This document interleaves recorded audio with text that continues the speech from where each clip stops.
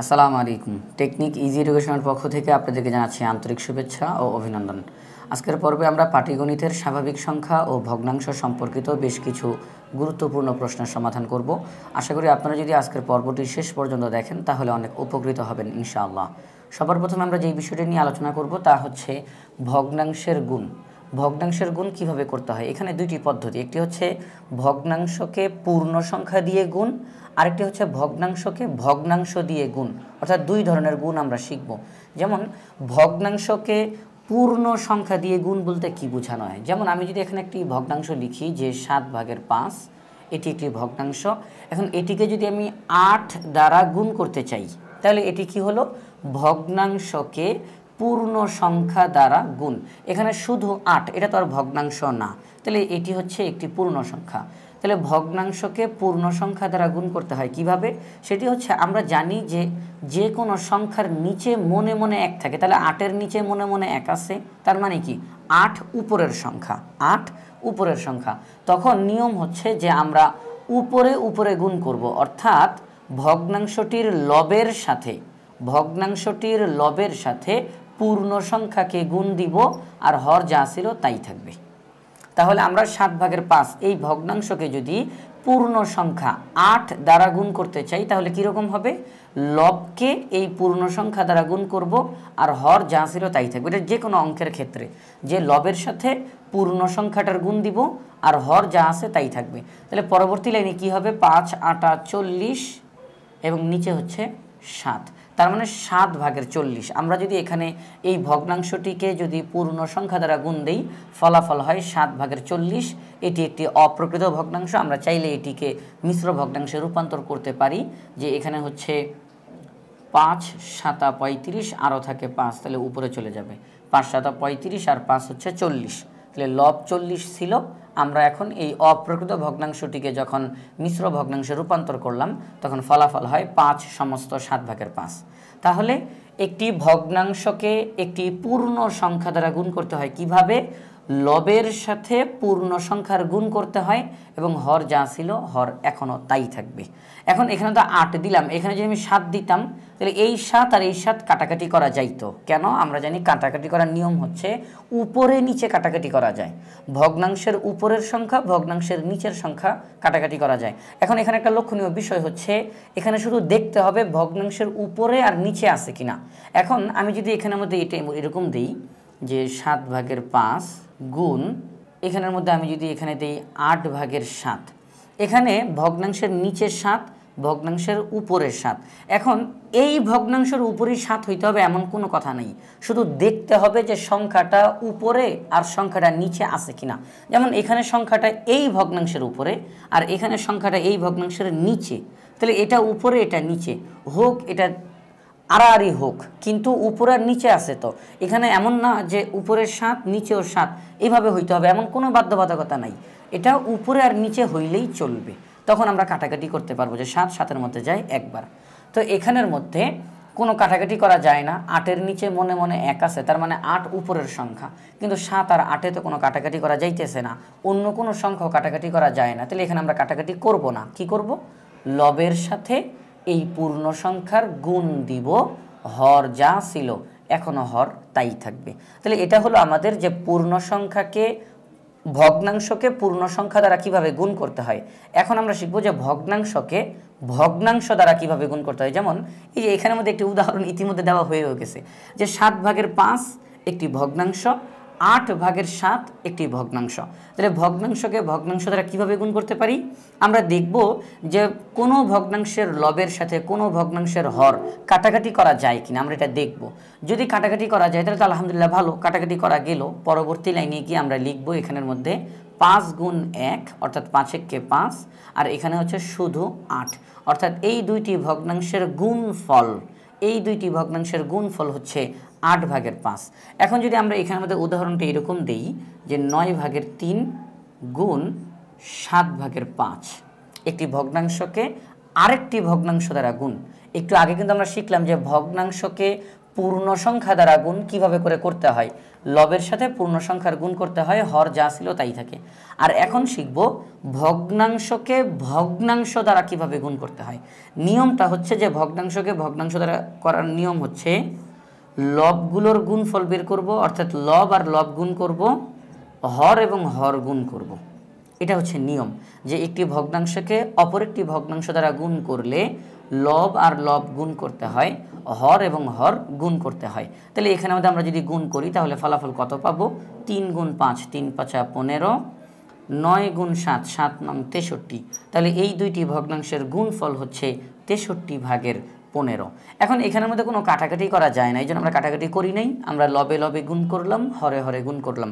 এখন যদি আমি উদাহরণ হিসেবে অন্য একটি ভগ্নাংশ লিখি যে 8/7 গুণ 9/4, আমরা লিখলাম দুইটি ভগ্নাংশ, এটি একটি ভগ্নাংশ, এটি আরেকটি ভগ্নাংশ।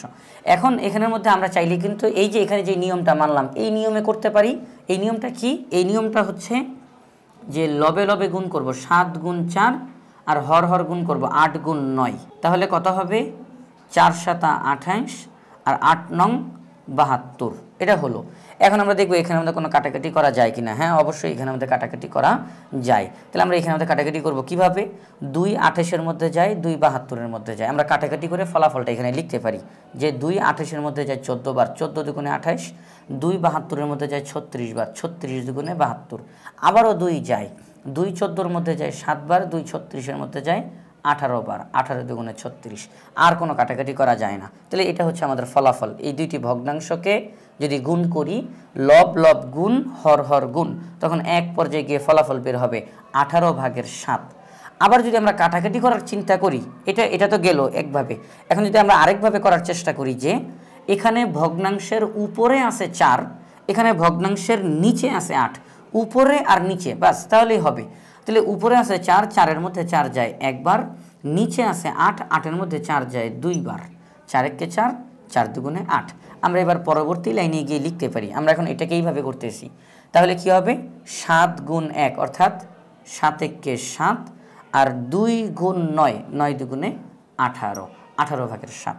এখানেও 18/7, এখানেও 18/7। অর্থাৎ যদি আমরা দেখব যে লব এবং হর কাটাকাটি করা যায়, আমরা কাটাকাটি করব। যদি করা না যায়, কাটাকাটি করা যদি না যায়, আমরা এইভাবে করে করতে পারি। আর যদি কাটাকাটি যায়ও, যদি আমরা চাই যে না কাটাকাটি করব না, আমরা এইভাবে করে করতে চাই, লব আর লব গুণ, হর আর হর গুণ, তাহলেও আমরা এইভাবে করে করতে পারবো। তাহলে ভগ্নাংশর গুণ আমরা দুইটা ভাবে করতে পারি। একটা হচ্ছে ভগ্নাংশকে পূর্ণ সংখ্যা দ্বারা গুণ, আরেকটি হচ্ছে ভগ্নাংশকে ভগ্নাংশ দ্বারা গুণ। এই দুই পদ্ধতিতে আমরা গুণ করতে পারি। এখন আমরা শিখব ভগ্নাংশের ভাগ কিভাবে করতে হয়। তাহলে আমরা এতক্ষণ যাবৎ ভগ্নাংশের গুণ নিয়ে আলোচনা করলাম, এখন আমরা আলোচনা করব ভগ্নাংশের ভাগ নিয়ে। ভগ্নাংশের ভাগ কিভাবে করতে হয়? মূলত একটি ভগ্নাংশকে অপর একটি ভগ্নাংশ দ্বারা যদি আমরা ভাগ করতে চাই, তখন নিয়মটা হচ্ছে যে প্রথম ভগ্নাংশকে দ্বিতীয় ভগ্নাংশের বিপরীত ভগ্নাংশ দ্বারা গুণ করলে ফলাফল বের হয়। আমি আবারও বলতেছি, প্রথম ভগ্নাংশকে দ্বিতীয় ভগ্নাংশের বিপরীত ভগ্নাংশ দ্বারা গুণ করলে আমাদের এই ভাগফলটা বের হয়ে যাবে। যেমন এখানে যদি আমরা লিখি একটি ভগ্নাংশ 9/7, তাকে যদি আমরা ভাগ করি 3/2 দ্বারা, তাহলে 9/7 এই ভগ্নাংশকে 3/2 এই ভগ্নাংশ দ্বারা ভাগ করতে হবে। তাহলে এখানের মধ্যে আমরা এই ভাগের অঙ্কটা আমরা গুণের মাধ্যমে করতে পারবো। সেটা কিভাবে? সেটা হচ্ছে প্রথম ভগ্নাংশ যা আছে ঠিক তাই থাকবে, কিন্তু দ্বিতীয় ভগ্নাংশ যেটি আছে এই দ্বিতীয় ভগ্নাংশের বিপরীত ভগ্নাংশ দ্বারা গুণ করতে হবে, ভাগ না গুণ করতে হবে। অর্থাৎ এই ভাগ চিহ্নটাকে উল্টিয়ে গুণ করে দিব। ভাগ চিহ্নটাকে উল্টিয়ে যেহেতু গুণ করে দিলাম, তাহলে ভাগের পরে যেটা থাকবে সেটাও উল্টিয়ে যাবে। অর্থাৎ হর চলে যাবে লবে আর লব চলে যাবে হরে। এটা হচ্ছে নিয়ম যে প্রথম ভগ্নাংশকে দ্বিতীয় ভগ্নাংশ দ্বারা যদি আমরা ভাগ করতে চাই, তাহলে প্রথম ভগ্নাংশকে দ্বিতীয় ভগ্নাংশের বিপরীত ভগ্নাংশ দ্বারা গুণ করলেই ভাগফলটা আমরা পেয়ে যাব। অর্থাৎ ভাগ চিহ্নকে যেহেতু আমরা তার বিপরীত চিহ্নটা দিলাম, ভাগকে উল্টিয়ে গুণ করলাম, তাহলে ঠিক ভাগের পরে যেটা আছে সেটিও উল্টিয়ে যাবে। নিচের 3 চলে গেল উপরে, উপরের 2 চলে গেল নিচে। অর্থাৎ দুইটি ভগ্নাংশ যদি আমরা ভাগ করি, তাহলে প্রথম ভগ্নাংশকে দ্বিতীয় ভগ্নাংশের বিপরীত ভগ্নাংশ দ্বারা গুণ করলে আমরা ফলাফল পাবো। এখন এখানের মধ্যে আমরা কিভাবে করে করতে পারি, তাহলে এখন গুণ, একটু আগে আমরা গুণ শিখে আসলাম।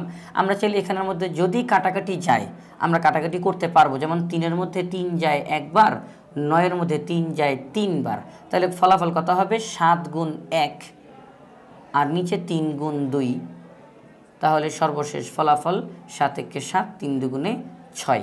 এটি একটি মিশ্র ভগ্নাংশ, তাকে আমরা এটি একটি অপ্রকৃত ভগ্নাংশ, তাকে আমরা মিশ্র ভগ্নাংশে রূপান্তর করতে পারি কিভাবে, 6 7-এর মধ্যে যায় একবার, 6 একে 6 আর থাকে 1, তাহলে 6 একে 6 আর 1 যোগ করলে 7 হয়ে যাবে। এটা আমরা মুখে মুখে করতে পারলাম। আপনারা চাইলে এখানে 7কে 6 দ্বারা যদি ভাগ করেন এই একই ফলাফল বের হবে, অর্থাৎ ভাগফল 1 সামনে দিলাম আর হর যা ছিল এখনও হর তাই থাকবে, ভাগশেষটাকে আমরা উপরে লিখলাম। তাহলে একটি ভগ্নাংশকে অপর একটি ভগ্নাংশ দ্বারা ভাগ করতে চাইলে প্রথম ভগ্নাংশকে দ্বিতীয় ভগ্নাংশের বিপরীত ভগ্নাংশ দ্বারা গুণ করলেই ফলাফল পাওয়া যাবে। বিপরীত ভগ্নাংশ বলতে কি বোঝানো হয়, একটি ভগ্নাংশ যেটি থাকে ঠিক তাকে যখন উল্টিয়ে দেই, হরকে লব হিসাবে লিখি আর লবকে হর হিসাবে লিখি, তখন সেই ভগ্নাংশটাকে বলা হয় বিপরীত ভগ্নাংশ। যেমন এখানে যদি আমরা লিখি যে 7/5, এটির বিপরীত ভগ্নাংশ কি হবে, এটির বিপরীত ভগ্নাংশ হবে 5/7।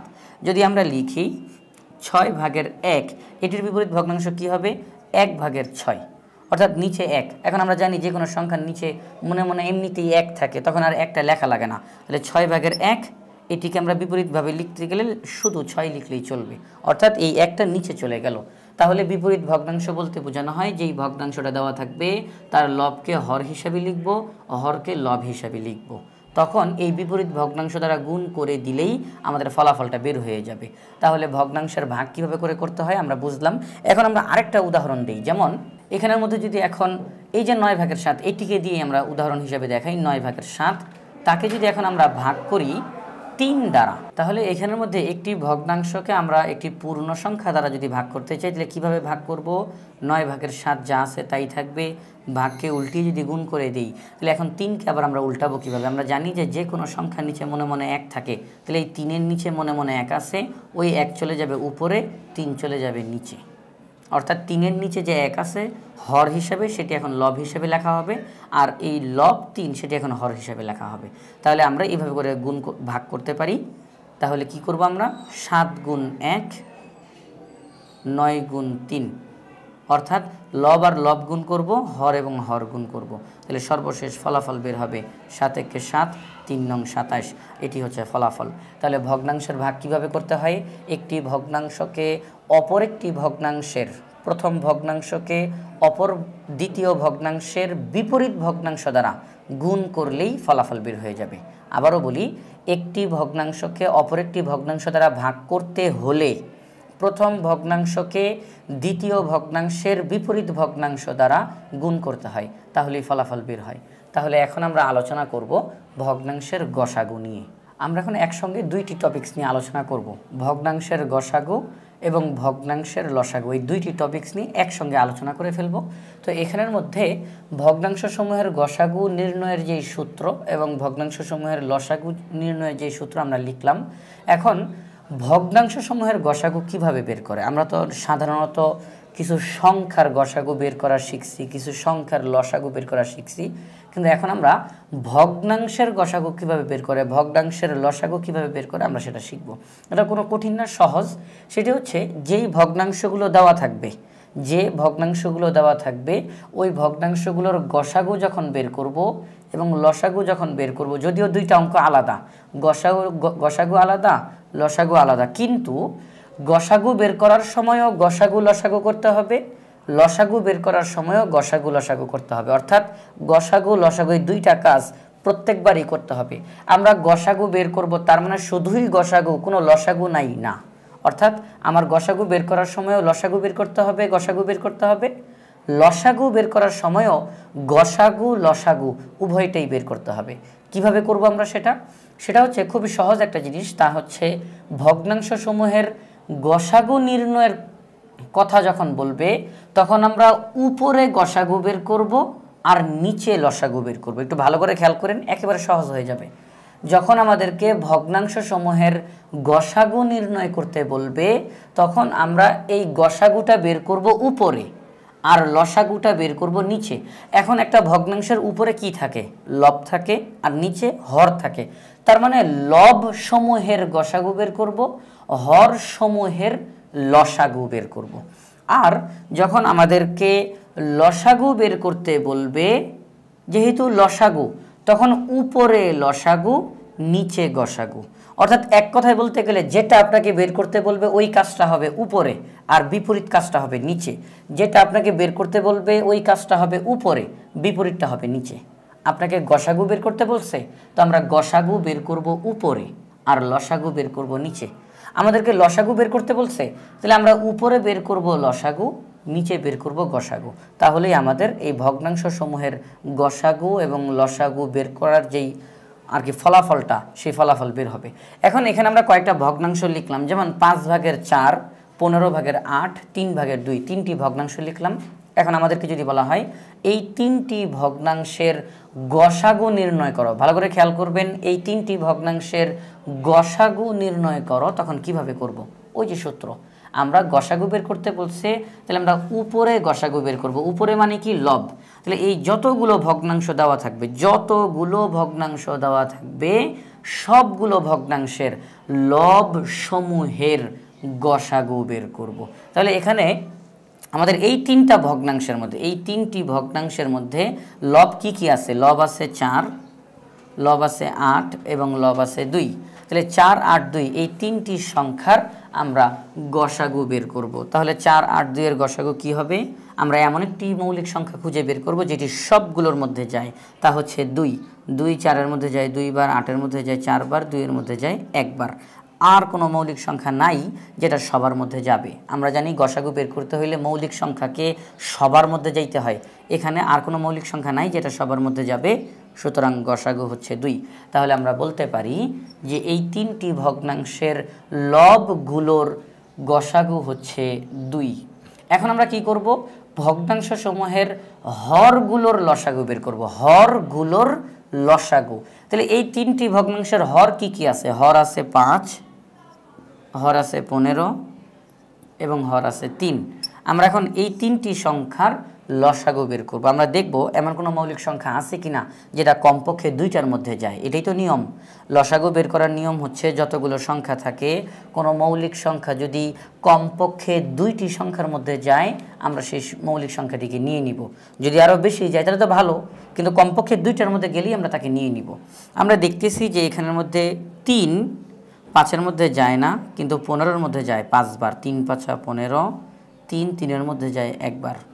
এবার 5 5-এর মধ্যে যায় 1 বার, 5-এর মধ্যে যায় 1 বার, 1-এর মধ্যে যায় না। তাহলে আমরা লসাগু কি বলতে পারি? 3 5 15, 15 1 15, 15 1 15, 15 1 15। তার মানে 5 15 3 এই তিনটি সংখ্যার লসাগু হলো 15। আমরা বের করে ফেললাম এই তিনটি ভগ্নাংশের গসাগু হচ্ছে 15/2। তাহলে আমাদেরকে যেহেতু ভগ্নাংশ সমূহের গসাগু বের করতে বলছে, গসাগু বলার কারণে আমরা লবগুলোর গসাগু বের করছি, হরগুলোর লসাগু বের করছি। এটাই হচ্ছে ফলাফল। এখন আমরা নতুন করে আরও 3টি ভগ্নাংশ লিখলাম এখানের মধ্যে, 4/1, 16/3 এবং 20/9, 3টি ভগ্নাংশ। আমাদেরকে যদি এই 3টি ভগ্নাংশের লসাগু বের করতে বলে, তাহলে আমরা কিভাবে করব? যেহেতু লসাগু বলছে, আমরা উপরে লসাগু করব। উপরে কি থাকে? লব। তাহলে আমরা এই লবগুলোর লসাগু বের করব। এখানে লব হচ্ছে 1, লব হচ্ছে 3, লব হচ্ছে 9। আমরা এই 1 3 9-এর এখন লসাগু বের করব। আমরা দেখব এমন কোনো মৌলিক সংখ্যা আছে কিনা যেটা কমপক্ষে 2টার মধ্যে যায়। হ্যাঁ আছে, তা হচ্ছে 3। 3 1-এর মধ্যে যায় না, 3 3-এর মধ্যে যায় 1 বার, 3 9-এর মধ্যে যায় 3 বার। তাহলে আমরা কি বলতে পারি? লসাগু কত? 3 1 3, 3 1 3, 3 3 9। তাহলে লবগুলোর লসাগু হলো 9। আমরা এখানে লিখতে পারি যে ভগ্নাংশ সমূহের লবগুলোর লসাগু হলো 9। এখন আমরা কি বের করব? ভগ্নাংশ সমূহের হরগুলোর গসাগু। তাহলে এখানে হর কি কি আছে? হর 4 16 20। আমরা এখানে লিখি 4 16 20। আমরা দেখব এমন কোনো মৌলিক সংখ্যা আছে কিনা যেটা সবার মধ্যে যায়। মনে রাখতে হবে আমরা গসাগু করতেছি, এখানে সবার মধ্যে যাইতে হবে। হ্যাঁ, সেটা হচ্ছে 2। 2 4-এর মধ্যে যায় 2 বার, 16-এর মধ্যে যায় 8 বার, 20-এর মধ্যে যায় 10 বার। আবারও 2 যাবে, 2 2-এর মধ্যে যায় 1 বার, 8-এর মধ্যে যায় 4 বার, 10-এর মধ্যে যায় 5 বার। আর কোনো মৌলিক সংখ্যা নাই যেটা সবার মধ্যে যাবে। তাহলে আমরা গসাগু বলতে পারি 2 2 4। তাহলে আমরা এখানে নিচে 4 লিখতে পারি। অর্থাৎ এই যে 3টি ভগ্নাংশ 4/1, 16/3, 20/9, এই 3টি ভগ্নাংশের লসাগু হলো 4/9। এটি একটি অপ্রকৃত ভগ্নাংশ। আমরা চাইলে তাকে মিশ্র ভগ্নাংশে রূপান্তর করতে পারি। 4 2 8 আর বাকি থাকে 1, অর্থাৎ ভাগশেষ 1, তাকে আমরা উপরে লিখতে পারি 2 সমস্ত 4/1। এটি চাইলে আপনারা করেও দেখতে পারেন যে 9কে যদি আমরা 4 দ্বারা ভাগ করি, 4 2 8 থাকবে 1, অর্থাৎ 2 সমস্ত 4/1। তাহলে আমরা একসঙ্গে দুইটি কাজ করে ফেললাম, যে ভগ্নাংশের গসাগু কিভাবে বের করে, ভগ্নাংশের লসাগু কিভাবে বের করে। যখন আমাদের ভগ্নাংশ সমূহের গসাগু বের করতে বলবে, তখন আমরা উপরে গসাগু করব, নিচে লসাগু করব। উপরে থাকে লব, তাহলে লবের গসাগু, নিচে থাকে হর, তাহলে হরের লসাগু। যখন আমাদেরকে ভগ্নাংশের লসাগু বের করতে বলবে, তাহলে আমরা উপরে করব লসাগু, নিচে করব গসাগু। অর্থাৎ যেটা আমাদেরকে করতে বলবে ওই কাজটা হবে উপরে আর অন্যটা হবে নিচে।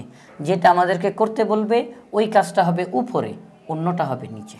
তাহলে আমরা আশা করি যে ভগ্নাংশের গসাগু এবং ভগ্নাংশের লসাগু কিভাবে বের করতে হয় সেটা আমরা শিখলাম। এই একই পদ্ধতিতে যত ভগ্নাংশ দেওয়া থাকুক, এই একই পদ্ধতিতে আমরা আশা করি অঙ্কগুলো করতে পারবো ইনশাআল্লাহ। এখন আমরা 5 নাম্বার যেই টপিকস ভগ্নাংশের সরলীকরণ, এটি নিয়ে আমরা এখন আলোচনা করব।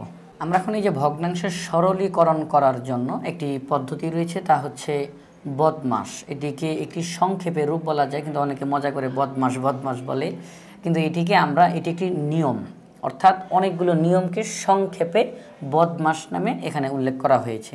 এখানে কয়েকটি অক্ষর রয়েছে, BODMAS। প্রত্যেকটা অক্ষর দ্বারা একটি করে পদ্ধতিকে বোঝানো হচ্ছে। বি দ্বারা ব্র্যাকেটস অর্থাৎ বন্ধনী, ও দ্বারা অফ অর্থাৎ এর, ডি দ্বারা ডিভিশন অর্থাৎ ভাগ, এম দ্বারা মাল্টিপ্লিকেশন গুণ, এ দ্বারা অ্যাডিশন যোগ, এস দ্বারা সাবট্রাকশন অর্থাৎ বিয়োগ। অর্থাৎ এই যে এখানে যে অক্ষরগুলো দেওয়া রয়েছে, এগুলো এইভাবেই করে কেন দেওয়া? এগুলো কি এস আগে ডি পরে এভাবে করে দিতে পারতো না? এটা হচ্ছে একটি ক্রমানুসার অর্থাৎ ক্রম, অর্থাৎ আমরা কিভাবে করে ধারাবাহিকভাবে কোন কাজটা আগে করব কোন কাজটা পরে করব, এটা এখানে আমাদের দেওয়া রয়েছে। অর্থাৎ আমরা যখন কোনো সরল অঙ্ক করতে যাব, এটা হোক ভগ্নাংশের হোক মানে সাধারণ কোনো সংখ্যার, আমরা যখন কোনো সরল অঙ্ক করতে যাব তখন এই নিয়মটা আমরা মেনে অঙ্কটা করব। এটি হচ্ছে ধারাবাহিকভাবে কোন কাজটা আগে কোন কাজটা পরে সেটির সংক্ষিপ্ত রূপ। বিতে ব্র্যাকেট অর্থাৎ সবার প্রথমে, এখানে বি যেহেতু সবার প্রথমে আসে, তার মানে আমরা যখন কোনো সরল অঙ্ক করব তখন সবার আগে বন্ধনী অর্থাৎ ব্র্যাকেটের কাজ আগে করতে হবে। আমরা জানি ব্র্যাকেট 3 রকমের, একটি হচ্ছে ফার্স্ট ব্র্যাকেট, একটি সেকেন্ড ব্র্যাকেট, আমার সেকেন্ড ব্র্যাকেটটা সুন্দর হয় নাই, হ্যাঁ, এরপরে হচ্ছে থার্ড ব্র্যাকেট। তাহলে first bracket, second bracket, third bracket, 3টি ব্র্যাকেট। এই ব্র্যাকেটের কাজ সবার আগে করতে হয়। ব্র্যাকেটগুলো যেহেতু আবার 3 রকমের, এই জন্য সবার আগে ফার্স্ট ব্র্যাকেটের কাজ করতে হয়, তারপর সেকেন্ড ব্র্যাকেটের কাজ, তারপরে থার্ড ব্র্যাকেটের কাজ। এখন ব্র্যাকেটের কাজ মানে কি? ব্র্যাকেটের কাজ মানে হচ্ছে ব্র্যাকেটের ভিতরে তো সংখ্যা থাকবে, ব্র্যাকেটের ভিতরে এখানে এরকম তার থাকবে না যে শুধু ফার্স্ট ব্র্যাকেট শুধু সেকেন্ড ব্র্যাকেট, এরকম তার থাকবে না। অবশ্যই ব্র্যাকেটের ভিতরে সংখ্যা থাকবে, ভগ্নাংশ থাকবে। তো সবার আগে ফার্স্ট ব্র্যাকেটের ভিতরের কাজ করতে হবে, তারপরে সেকেন্ড ব্র্যাকেটের ভিতরের কাজ, তারপর থার্ড ব্র্যাকেটের ভিতরের কাজ করতে হবে। এখন তাহলে আমরা বুঝলাম যে ব্র্যাকেটের কাজ আগে করব, এরপরে কি করব? এখন ব্র্যাকেটের ভিতরে যেই সংখ্যাগুলো থাকে সেগুলোর মধ্যে আবার কোনটা আগে কোনটা পরে, সেখানে হচ্ছে ও অর্থাৎ অফ অর্থাৎ এর কাজটা আগে করতে হয়। এর এবং গুণ দুইটা প্রায় একই অর্থে ব্যবহার করা হয়, কারণ দুইটার কাজ প্রায় একই রকমের। এটা এর, এটা হচ্ছে গুণ। এখন এর মাঝে মাঝে আপনাদের প্রশ্নে সরাসরি দিয়ে দিতে পারে যে এত গুণ এত অথবা এর শব্দটা উল্লেখ করতে পারে, আবার কখনো কখনো এর শব্দটা উল্লেখ নাও থাকতে পারে। সেটা কখন? মনে করেন যে একটি ফার্স্ট ব্র্যাকেট দেওয়া রয়েছে এবং এখানে একটি ভগ্নাংশ দেওয়া রয়েছে 4/3। তাহলে একটি ভগ্নাংশ এবং এই ফার্স্ট ব্র্যাকেটের মাঝখানে একটু ভালো করে খেয়াল করেন, একটি ভগ্নাংশ এবং এই ফার্স্ট ব্র্যাকেটের মাঝখানে এখানের মধ্যে কোনো চিহ্ন নাই। তাহলে এখানের মধ্যে যেহেতু কোনো চিহ্ন নাই, আমরা বলবো এখানের মধ্যে এর চিহ্ন আছে, অর্থাৎ 4/3। মনে করেন যে ব্র্যাকেটের ভিতরে যে অঙ্কগুলো আছে তাদের ফলাফল হচ্ছে 5/2, ব্র্যাকেটের ভিতরের ফলাফল। তাহলে 4/3 আর ব্র্যাকেটের ভিতরের 5/2, যেই পুরো অঙ্কটা করার পরে যেই ফলাফলটা, মাঝখানে তো কোনো চিহ্ন নাই, তাহলে এখানে আমরা বলবো এর আছে, এর। অর্থাৎ কোনো সংখ্যা বা ভগ্নাংশ এবং ব্র্যাকেটের মাঝখানে যদি কোনো চিহ্ন না থাকে সেখানে এর রয়েছে ধরে নিতে হবে। আবার কখনো কখনো কোনো অঙ্কের মধ্যে সরাসরি এর দিয়েও দেয়। এখন এখানের মধ্যে তো কোনো চিহ্ন নাই, আমরা এর ধরে নিলাম। যদি এখানের মধ্যে কোনো চিহ্ন থাকতো যে যোগ চিহ্ন, তাহলে আমরা এর ধরতাম না, যোগ চিহ্ন তো আসেই। যদি বিয়োগ চিহ্ন থাকতো আমরা এর ধরতাম না, বিয়োগ চিহ্ন তো আসেই। কিন্তু যেহেতু সংখ্যাটা এবং ব্র্যাকেটের মাঝখানে কোনো চিহ্ন নাই, আমরা ধরে নিব সেখানে এর চিহ্ন রয়েছে। তাহলে ব্র্যাকেটের পরপরই এই অফ অর্থাৎ এরের কাজ করতে হবে, এবং এরের কাজ অনেকটা গুণের মতোই। গুণ আমরা যেই পদ্ধতিতে করে থাকি, এরের কাজটা সেই একই পদ্ধতিতে করে থাকি। এরের পরে কাজ করতে হবে ডিভিশন অর্থাৎ ভাগের কাজ, তারপর মাল্টিপ্লিকেশন অর্থাৎ গুণের কাজ, তারপর যোগ, তারপর বিয়োগের কাজ। এখন যোগ বিয়োগের মধ্যে আপনারা চাইলে বিয়োগের কাজ আগে, যোগের কাজ পরে, আবার দুইটাই একসঙ্গে করা যাবে, এখানে কোনো সমস্যা নাই।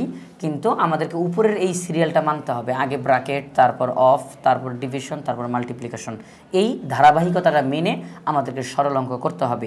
আমরা এটির কিছু উদাহরণ আমরা সামনে যখন মূল অঙ্কগুলো করব সেখানে আমরা এটার উদাহরণ ভেঙে ভেঙে করে বিস্তারিত করে দেখাবো ইনশাআল্লাহ। আমরা তাহলে এখানের মধ্যে 3টি প্রশ্ন লিখলাম। সবার প্রথমে বলা হয়েছে যে গুণ করো। এখানে ক, খ, গ 3টি প্রশ্ন, 3টি প্রশ্নের মধ্যেই ভগ্নাংশের গুণ দেওয়া রয়েছে, আমাদেরকে গুণ করতে হবে।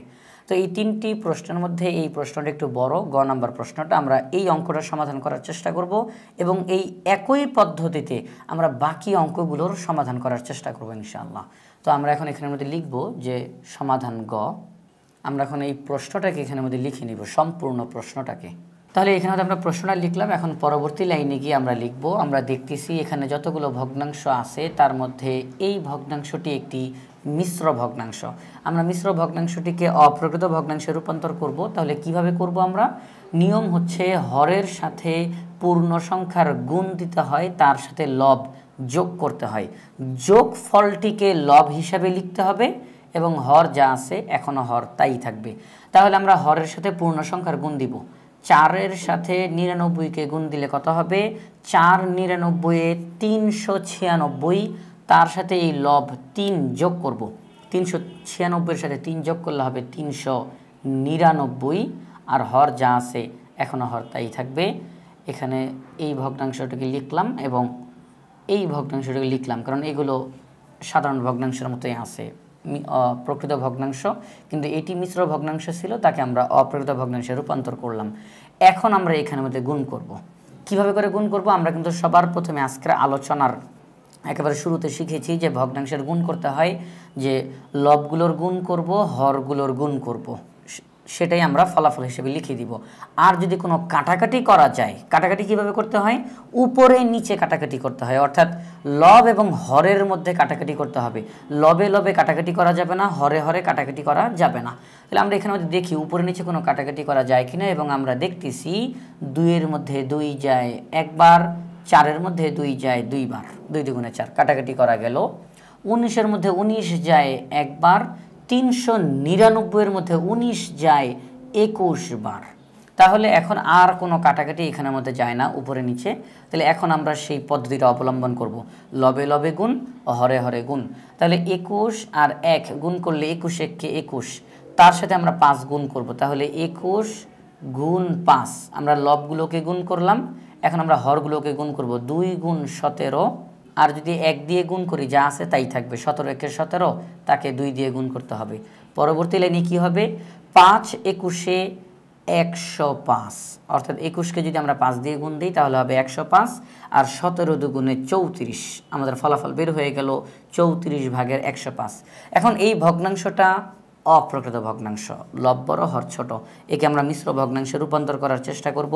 105-কে যদি আমরা 34 দ্বারা ভাগ করি, 105-কে যদি আমরা 34 দ্বারা ভাগ করি, 34 105-এর মধ্যে কয়বার যাবে? 3 বার যাবে, কারণ 4 বার গেলে 105-এর বড় হয়ে যাবে, 3 বার গেলে হবে 3 34-এ 102, তাহলে 5 থেকে 2 গেলে আর থাকে 3, তাহলে 105 থেকে যদি 102 বিয়োগ করি থাকবে 3, তাহলে আমরা লিখতে পারি এখানে ফলাফল হিসাবে ভাগফল যেটা আছে 3 তাকে লিখলাম, হর যা ছিল তাই লিখলাম, আর ভাগশেষ যেটা তাকে আমরা লব হিসাবে লিখলাম।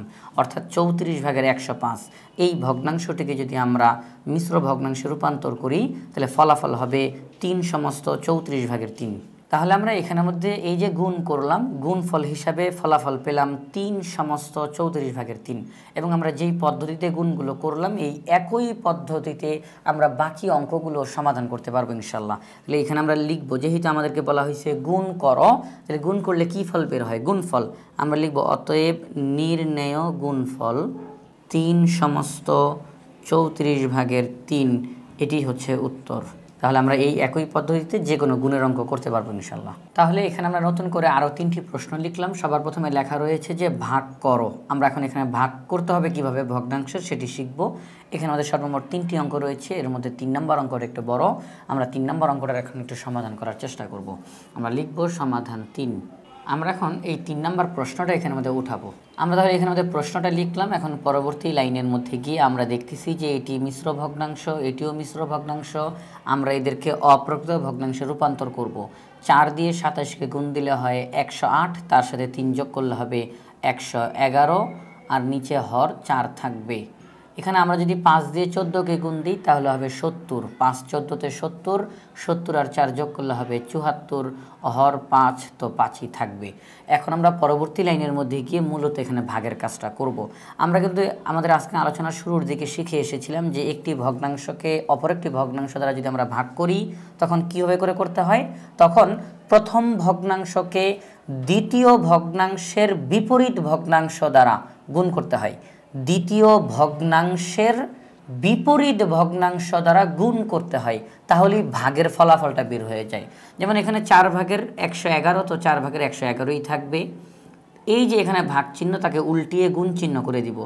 যেহেতু ভাগকে উল্টিয়ে গুণ করলাম তাহলে ভাগের পরে যেটা আছে সেটিও উল্টিয়ে যাবে, হর 5 হয়ে যাবে লব 5, আর লব 74 হয়ে যাবে হর 74।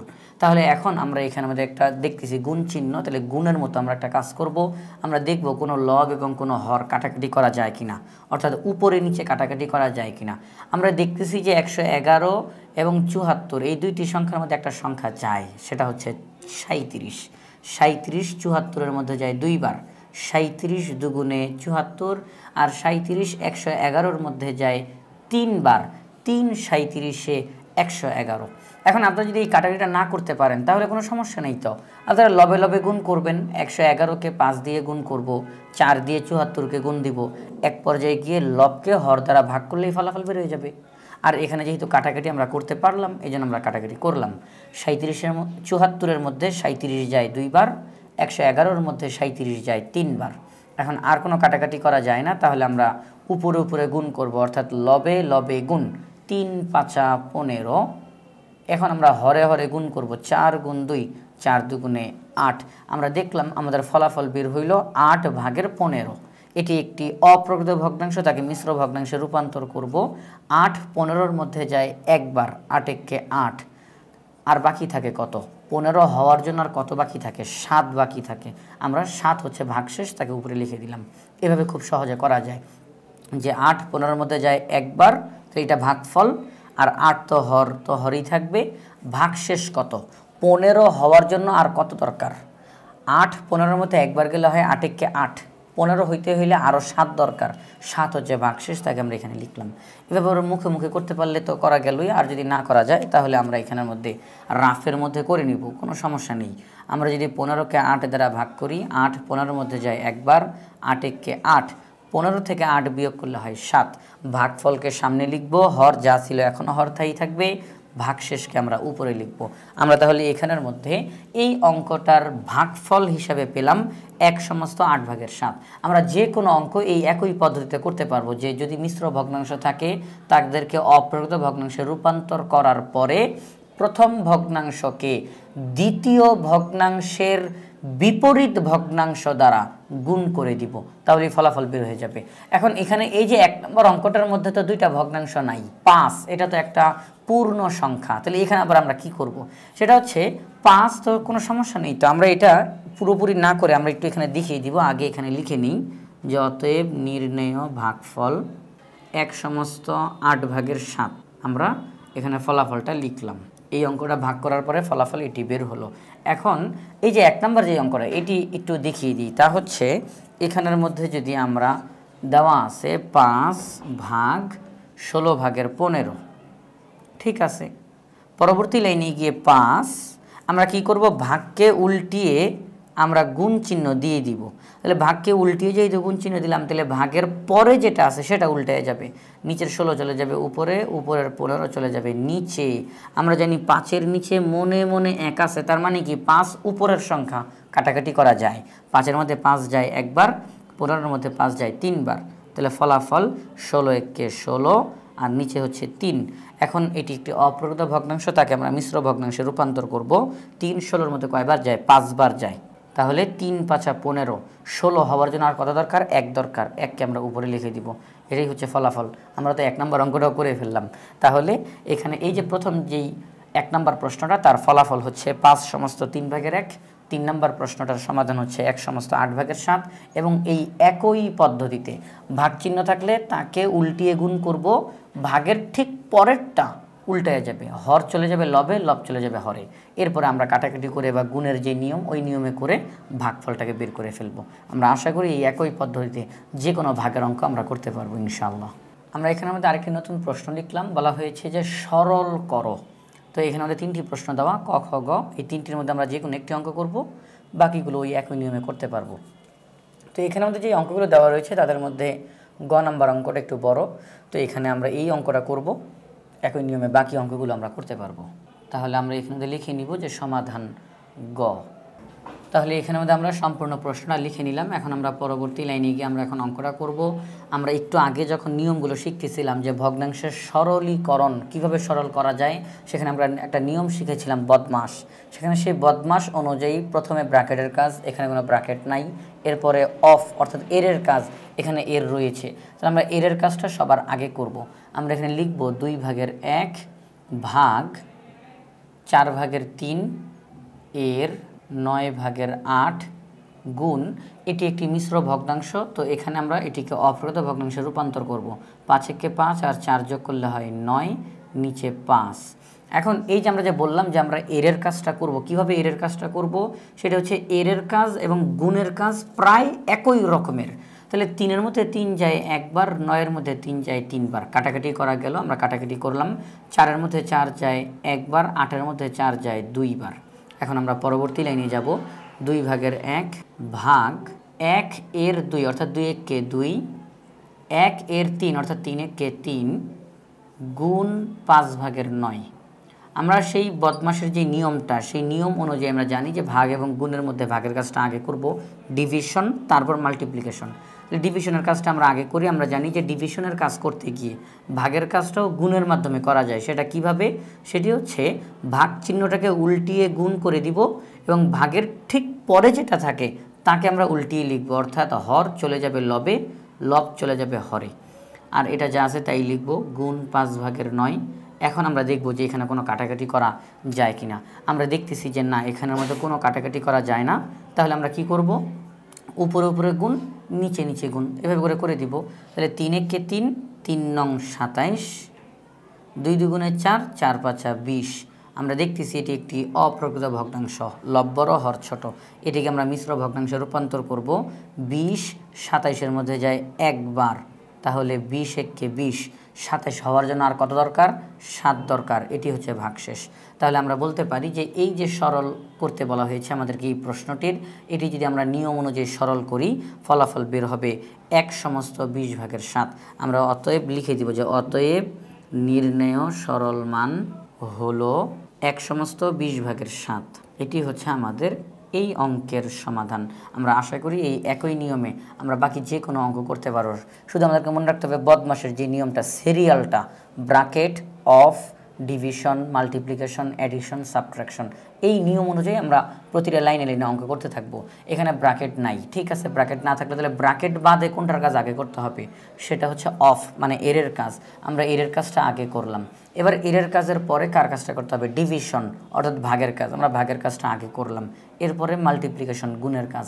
এভাবে করে করতে করতে এক পর্যায়ে গিয়ে একটা ফলাফল বের হবে, সেটিকে আমরা বলবো সরল মান। তাহলে আশা করি এই নিয়মে আমরা বাকি অঙ্কগুলো সমাধান করতে পারবো ইনশাআল্লাহ। আমরা এখানে নতুন করে একটি প্রশ্ন লিখলাম যে গসাগু নির্ণয় করো। এখানে ক, খ, গ তিনটি প্রশ্ন দেওয়া রয়েছে। তিনটি প্রশ্নের মধ্যে কিছু ভগ্নাংশ দেওয়া, এই ভগ্নাংশগুলোর গসাগু নির্ণয় করতে হবে। আমরা কিন্তু একদম প্রথম দিকে ভগ্নাংশের গসাগু, ভগ্নাংশের লসাগু কিভাবে বের করতে হয় সেই নিয়মগুলো জেনেছি। এখন আমরা ওই একই পদ্ধতিতে এই অঙ্কগুলো করার চেষ্টা করব।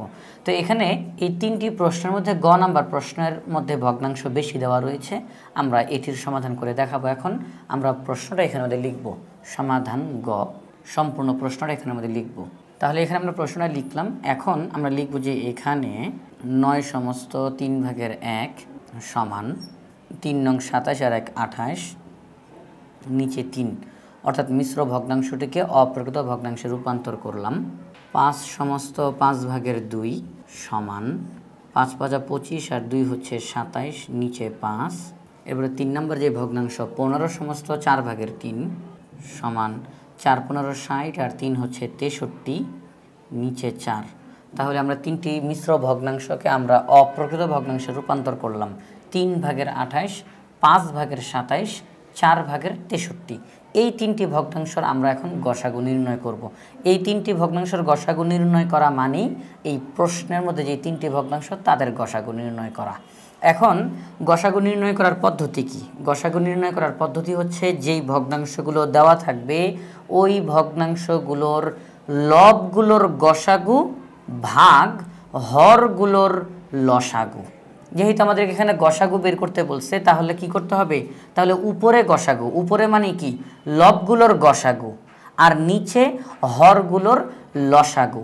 তাহলে এখন আমরা লিখব যে প্রদত্ত ভগ্নাংশগুলোর লব 28, 27 এবং 63, এই তিনটি সংখ্যার আমরা এখন গসাগু বের করব। আমরা লবগুলোর গসাগু বের করব, হরগুলোর লসাগু বের করব।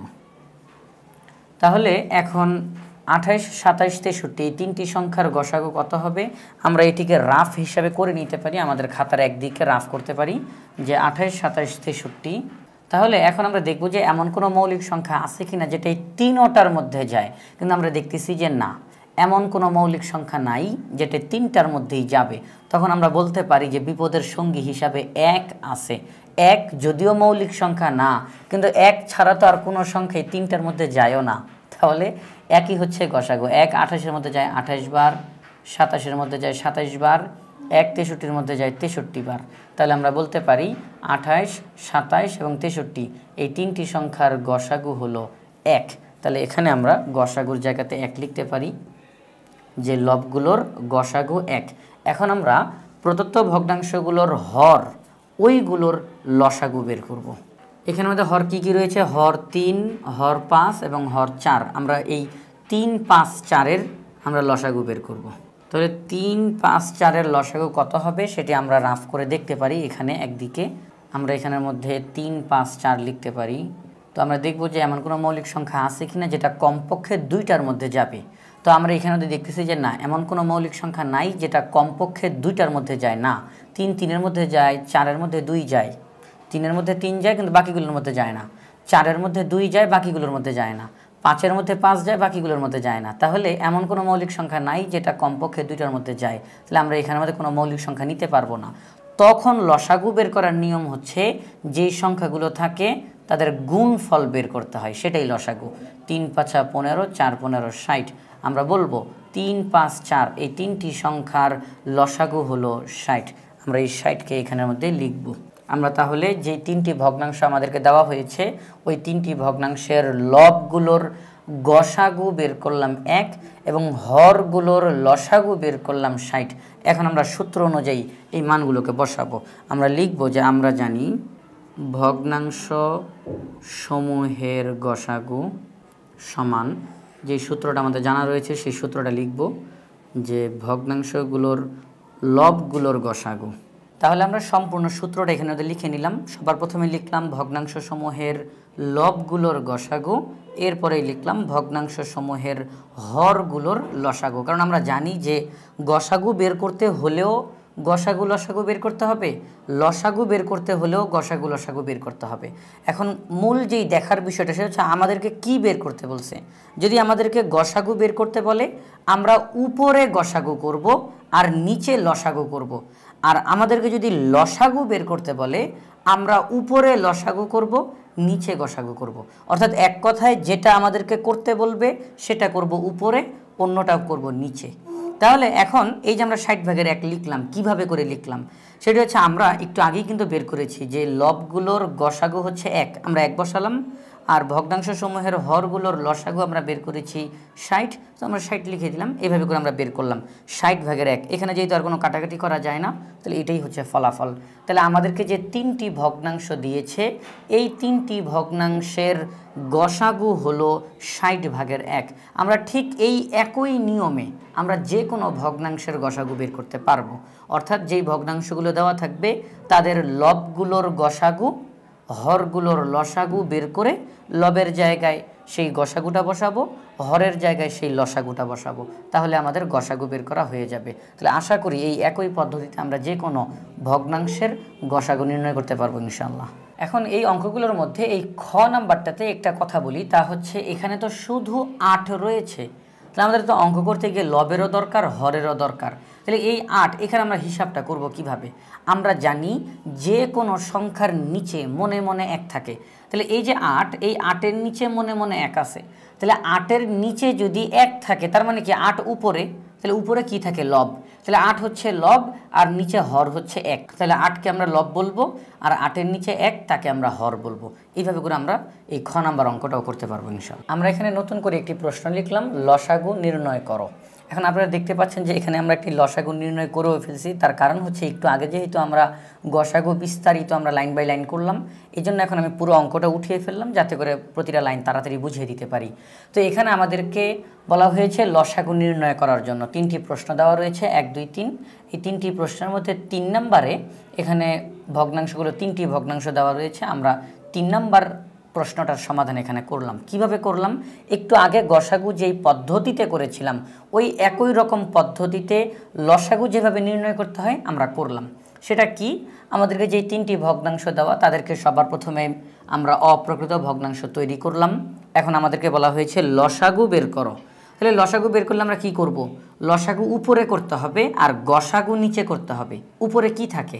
উপরে থাকে লব, তাহলে লবগুলোর লসাগু বের করতে হবে, আর নিচে হর, তাহলে হরগুলোর গসাগু বের করতে হবে। আমরা করি, তাহলে লবগুলোর লসাগু বের করব। এখানে যে 3টি ভগ্নাংশ, এই 3টি ভগ্নাংশের লব হচ্ছে 12, 36, 72। এই 3টি সংখ্যার লসাগু 72। কেন 72? তার কারণ 12 72-এর মধ্যে যায়, 6 12 72। 36 72-এর মধ্যে যায়, 36 দুগুণে 72। 72 নিজে 72-এর মধ্যে যায় একবার। তাহলে আমরা দেখলাম 72 এমন একটা সংখ্যা যার মধ্যে সবগুলো সংখ্যা যায়, তাহলে এটি হচ্ছে লসাগু। তাহলে লসাগু 72।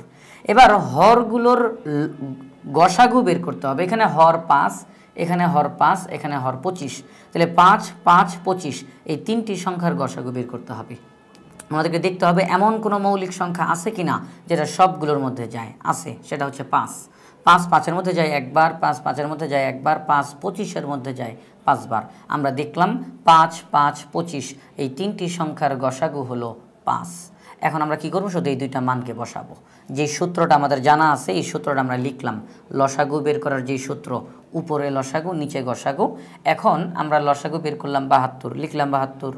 গসাগু বের করলাম 5, লিখলাম 5। এখন আমরা দেখতেছি এটাই আমাদের ফলাফল। এই 3টি ভগ্নাংশের লসাগু 5/72। এখন এটি একটি অপ্রকৃত ভগ্নাংশ, এই জন্য এটিকে আমরা মিশ্র ভগ্নাংশে রূপান্তর করলাম। 5 72-এর মধ্যে 14 বার যায়, 5 14 70। যদি 15 বার যাইতো 5 15 75 হইতো, কিন্তু এখানে তো 75 নাই, 75 তো বড়, তাহলে আমরা 15 বার নিতে পারবো না, আমরা 14 বার নিলাম। 5 14 70, 5 14তে 70, আরও থাকে 2, 72 হওয়ার জন্য আর 2 লাগে, এই 2 হচ্ছে ভাগশেষ। আমরা ভাগশেষটাকে উপরে লিখলাম। চাইলে একটু এইদিকে এটা দেখিয়েও দিতে পারি যে আমরা 72কে যদি এই 5 দ্বারা ভাগ করি, 5 7-এর মধ্যে যায় একবার, থাকে 2 আর 2, 5 20-এর মধ্যে যায় 4 বার, থাকে 2। তাহলে ভাগফলটাকে আমরা আগে লিখব, হর যা ছিল এখনও হর তাই থাকবে, ভাগশেষটাকে আমরা উপরে লিখলাম। তাহলে এই যে আমাদেরকে 3টি ভগ্নাংশ দেওয়া রয়েছে, এই 3টি ভগ্নাংশের লসাগু হলো 14 সমস্ত 5/2, এটি হচ্ছে ফলাফল। এখন এই 3টি অঙ্কের মধ্যে 2 নম্বর প্রশ্নে একটা সংখ্যা দেওয়া রয়েছে 3, একটু আগে একটা সংখ্যা দেওয়া ছিল 8, ওখানে যেরকম ব্যাখ্যা দিয়েছিলাম এটারও একই ব্যাখ্যা, যে 3-এর নিচে 3 তো একটা ভগ্নাংশ না, আমরা ধরে নিব 3-এর নিচে মনে মনে 1 আছে, তাহলে 3 হচ্ছে লব আর 1 হচ্ছে হর। আমরা সেই একই পদ্ধতিতে অঙ্কটা করব। আমরা আশা করি এই একই পদ্ধতিতে আমরা যে কোনো ভগ্নাংশের লসাগু বের করতে পারবো ইনশাআল্লাহ। আমরা এখানে মধ্যে নতুন করে 2টি প্রশ্ন লিখলাম। প্রথম প্রশ্ন, জামাল সাহেব তার বাবার সম্পত্তির 18/7 মালিক। এখানে ভালো করে খেয়াল করতে হবে, জামাল সাহেব তার বাবার সম্পত্তির 18/7 মালিক। তিনি তার সম্পত্তির অর্থাৎ জামাল সাহেবের যতটুকু সম্পত্তি ততটুকুর 6/5 3 সন্তানকে সমানভাবে ভাগ করে দিলেন। প্রত্যেক সন্তানের সম্পত্তির অংশ বের করো। অর্থাৎ এখানের মধ্যে আমাদেরকে 2টি তথ্য দেওয়া আছে। প্রথম তথ্য, জামাল সাহেব কতটুকু সম্পত্তির মালিক। দ্বিতীয় তথ্য, জামাল সাহেব যতটুকু সম্পত্তির মালিক ততটুকুর কত ভাগের কত ভাগ তার সন্তানদেরকে দিয়ে দিয়েছেন। এই 2টা তথ্য দেওয়া। তাহলে এখন আমরা এখানের মধ্যে প্রথম প্রশ্নটার সমাধান করব। আমরা লিখব সমাধান। সবার প্রথমে লিখে নিব যে জামাল সাহেবের প্রাপ্ত সম্পত্তির পরিমাণ। তাহলে জামাল সাহেব মোট কতটুকু সম্পত্তি পেয়েছেন তার বাবার কাছ থেকে? তিনি পেয়েছেন 18/7। তার মানে তিনি তার যেই সম্পত্তি তার পরিমাণ হচ্ছে 18/7। তিনি তার এই 18/7 সম্পত্তির 6/5 তার সন্তানদেরকে দিয়ে দিলেন। তার যতটুকু সম্পত্তি 18/7, এই 18/7 অংশের 6/5 তার 3 সন্তানদেরকে দিয়ে দিলেন। তাহলে এখানে তার 3 সন্তান মোট কতটুকু পেল? 6/5। কতটুকুর? 18/7 অংশের 6/5। তাহলে এখানে লিখব তার 3 পুত্রের মোট সম্পত্তির পরিমাণ। তাহলে আমরা এখানে কথাটি লিখে নিলাম যে তার 3 পুত্র সম্পত্তি পেয়েছে মোট। তাহলে তার 3 পুত্র, প্রত্যেকের সম্পত্তি তো আমরা জানি না, সেটা আমরা বের করব। কিন্তু প্রত্যেকের সম্পত্তি একসাথে করলে, 3 জনের সম্পত্তি একসাথে করলে কতটুকু হয় সেটা আমাদের প্রশ্নেই বলে দিছে। তিনি অর্থাৎ জামাল সাহেব তার সম্পত্তির 6/5 3 সন্তানদেরকে দিয়ে দিলেন। তার মানে 3 সন্তান জামাল সাহেব যতটুকু সম্পত্তি পেয়েছেন, মানে 18/7, ততটুকুর 6/5 পেয়েছে।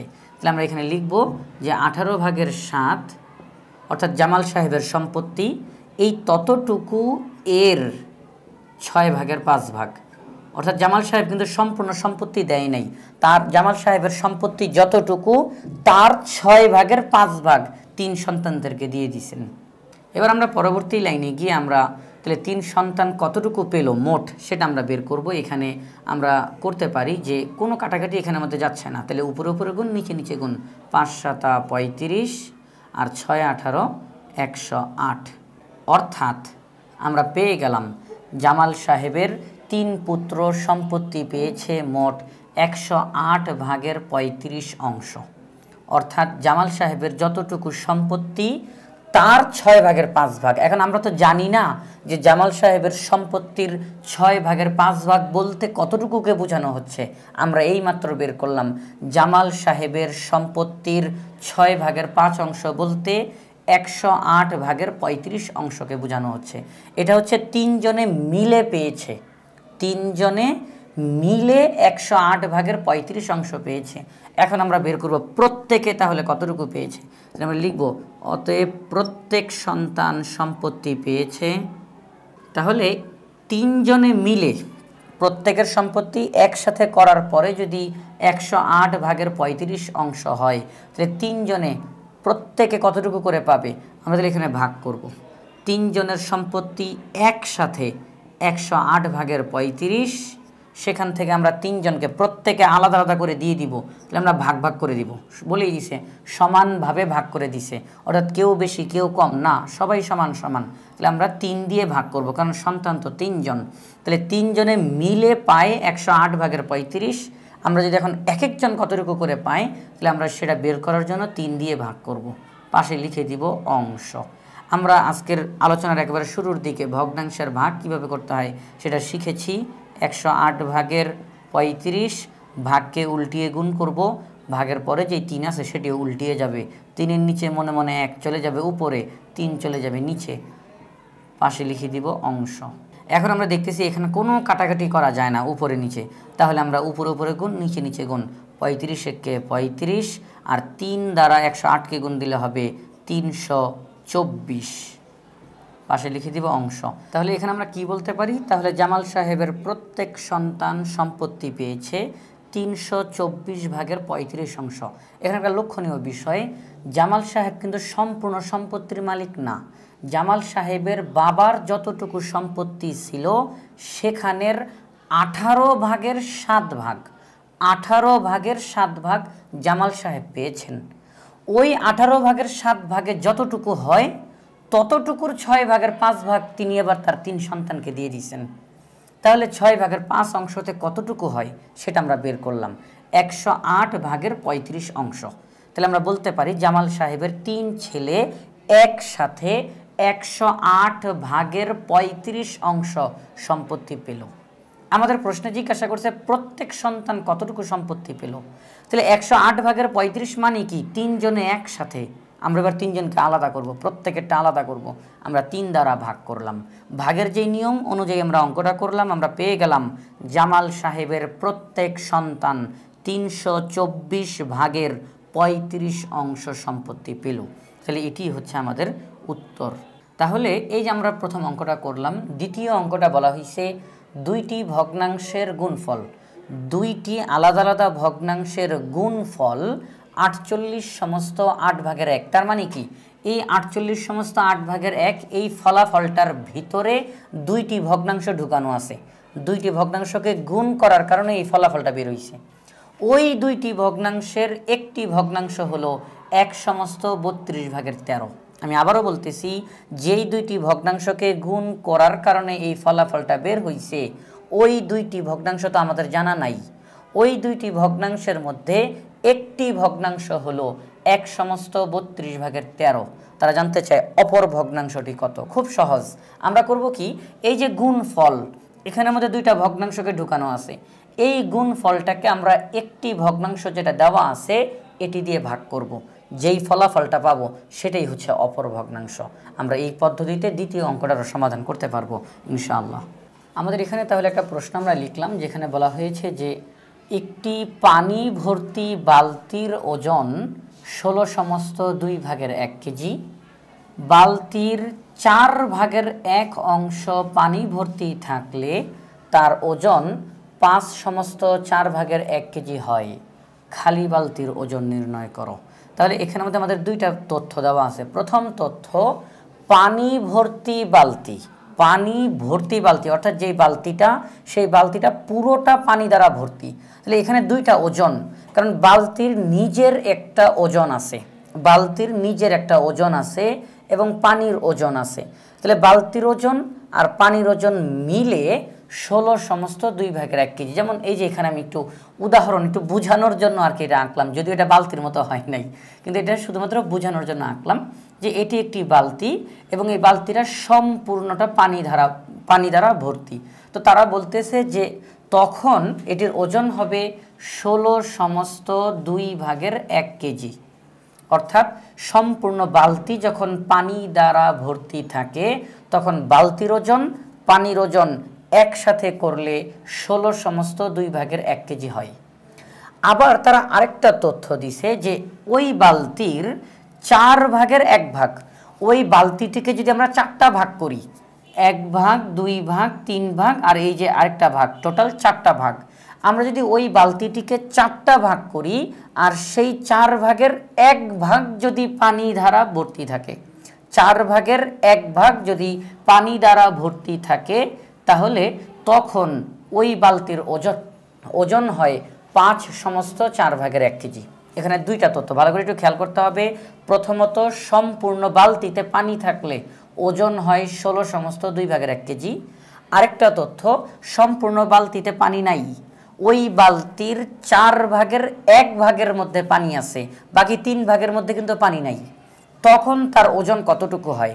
তাহলে তখন বালতির নিজের ওজন কি বাদ হয়ে যাবে? না, বালতির নিজের ওজন তো আছেই, আর 4/1 পানি, তার ওজন একসাথে করলে 5 সমস্ত 4/1 কেজি হয়। তাহলে আমরা কি বলতে পারি? আমরা বলতে পারি এই যে দুইটা ওজন দেওয়া, প্রথমে একটা ওজন, এখানে একটা ওজন, দুইটা ওজনের ভিতরেই বালতির ওজন ঢুকানো আছে। অর্থাৎ আমরা বলতে পারি বালতির ওজন এবং সম্পূর্ণ বালতির পানির ওজন একসাথে করলে 16 সমস্ত 2/1 কেজি হয়। আর বালতির ওজন এবং 4/1 পানির ওজন একসাথে করলে 5 সমস্ত 4/1 কেজি হয়। আমাদের কাছে তারা জানতে চায় শুধু বালতির ওজন কত। খালি বালতি অর্থাৎ বালতির মধ্যে পানি নাই, শুধু বালতির ওজনটা তোমরা বের করো। আমরা তাহলে এখন এটার সমাধান করব। আমরা লিখব, এখানে আমরা দেখতেছি আমাদের প্রশ্নের মধ্যে যেই দুইটা ভগ্নাংশ দেওয়া, দুইটি ভগ্নাংশই মিশ্র ভগ্নাংশে দেওয়া আছে, তাদেরকে আমরা অপ্রকৃত ভগ্নাংশে তৈরি করব। তাই আমরা লিখব এখানে 16 সমস্ত 2/1 কেজি সমান 16 দুগুণে 32 আর 1 33, তাহলে উপরে 33 নিচে 2 কেজি।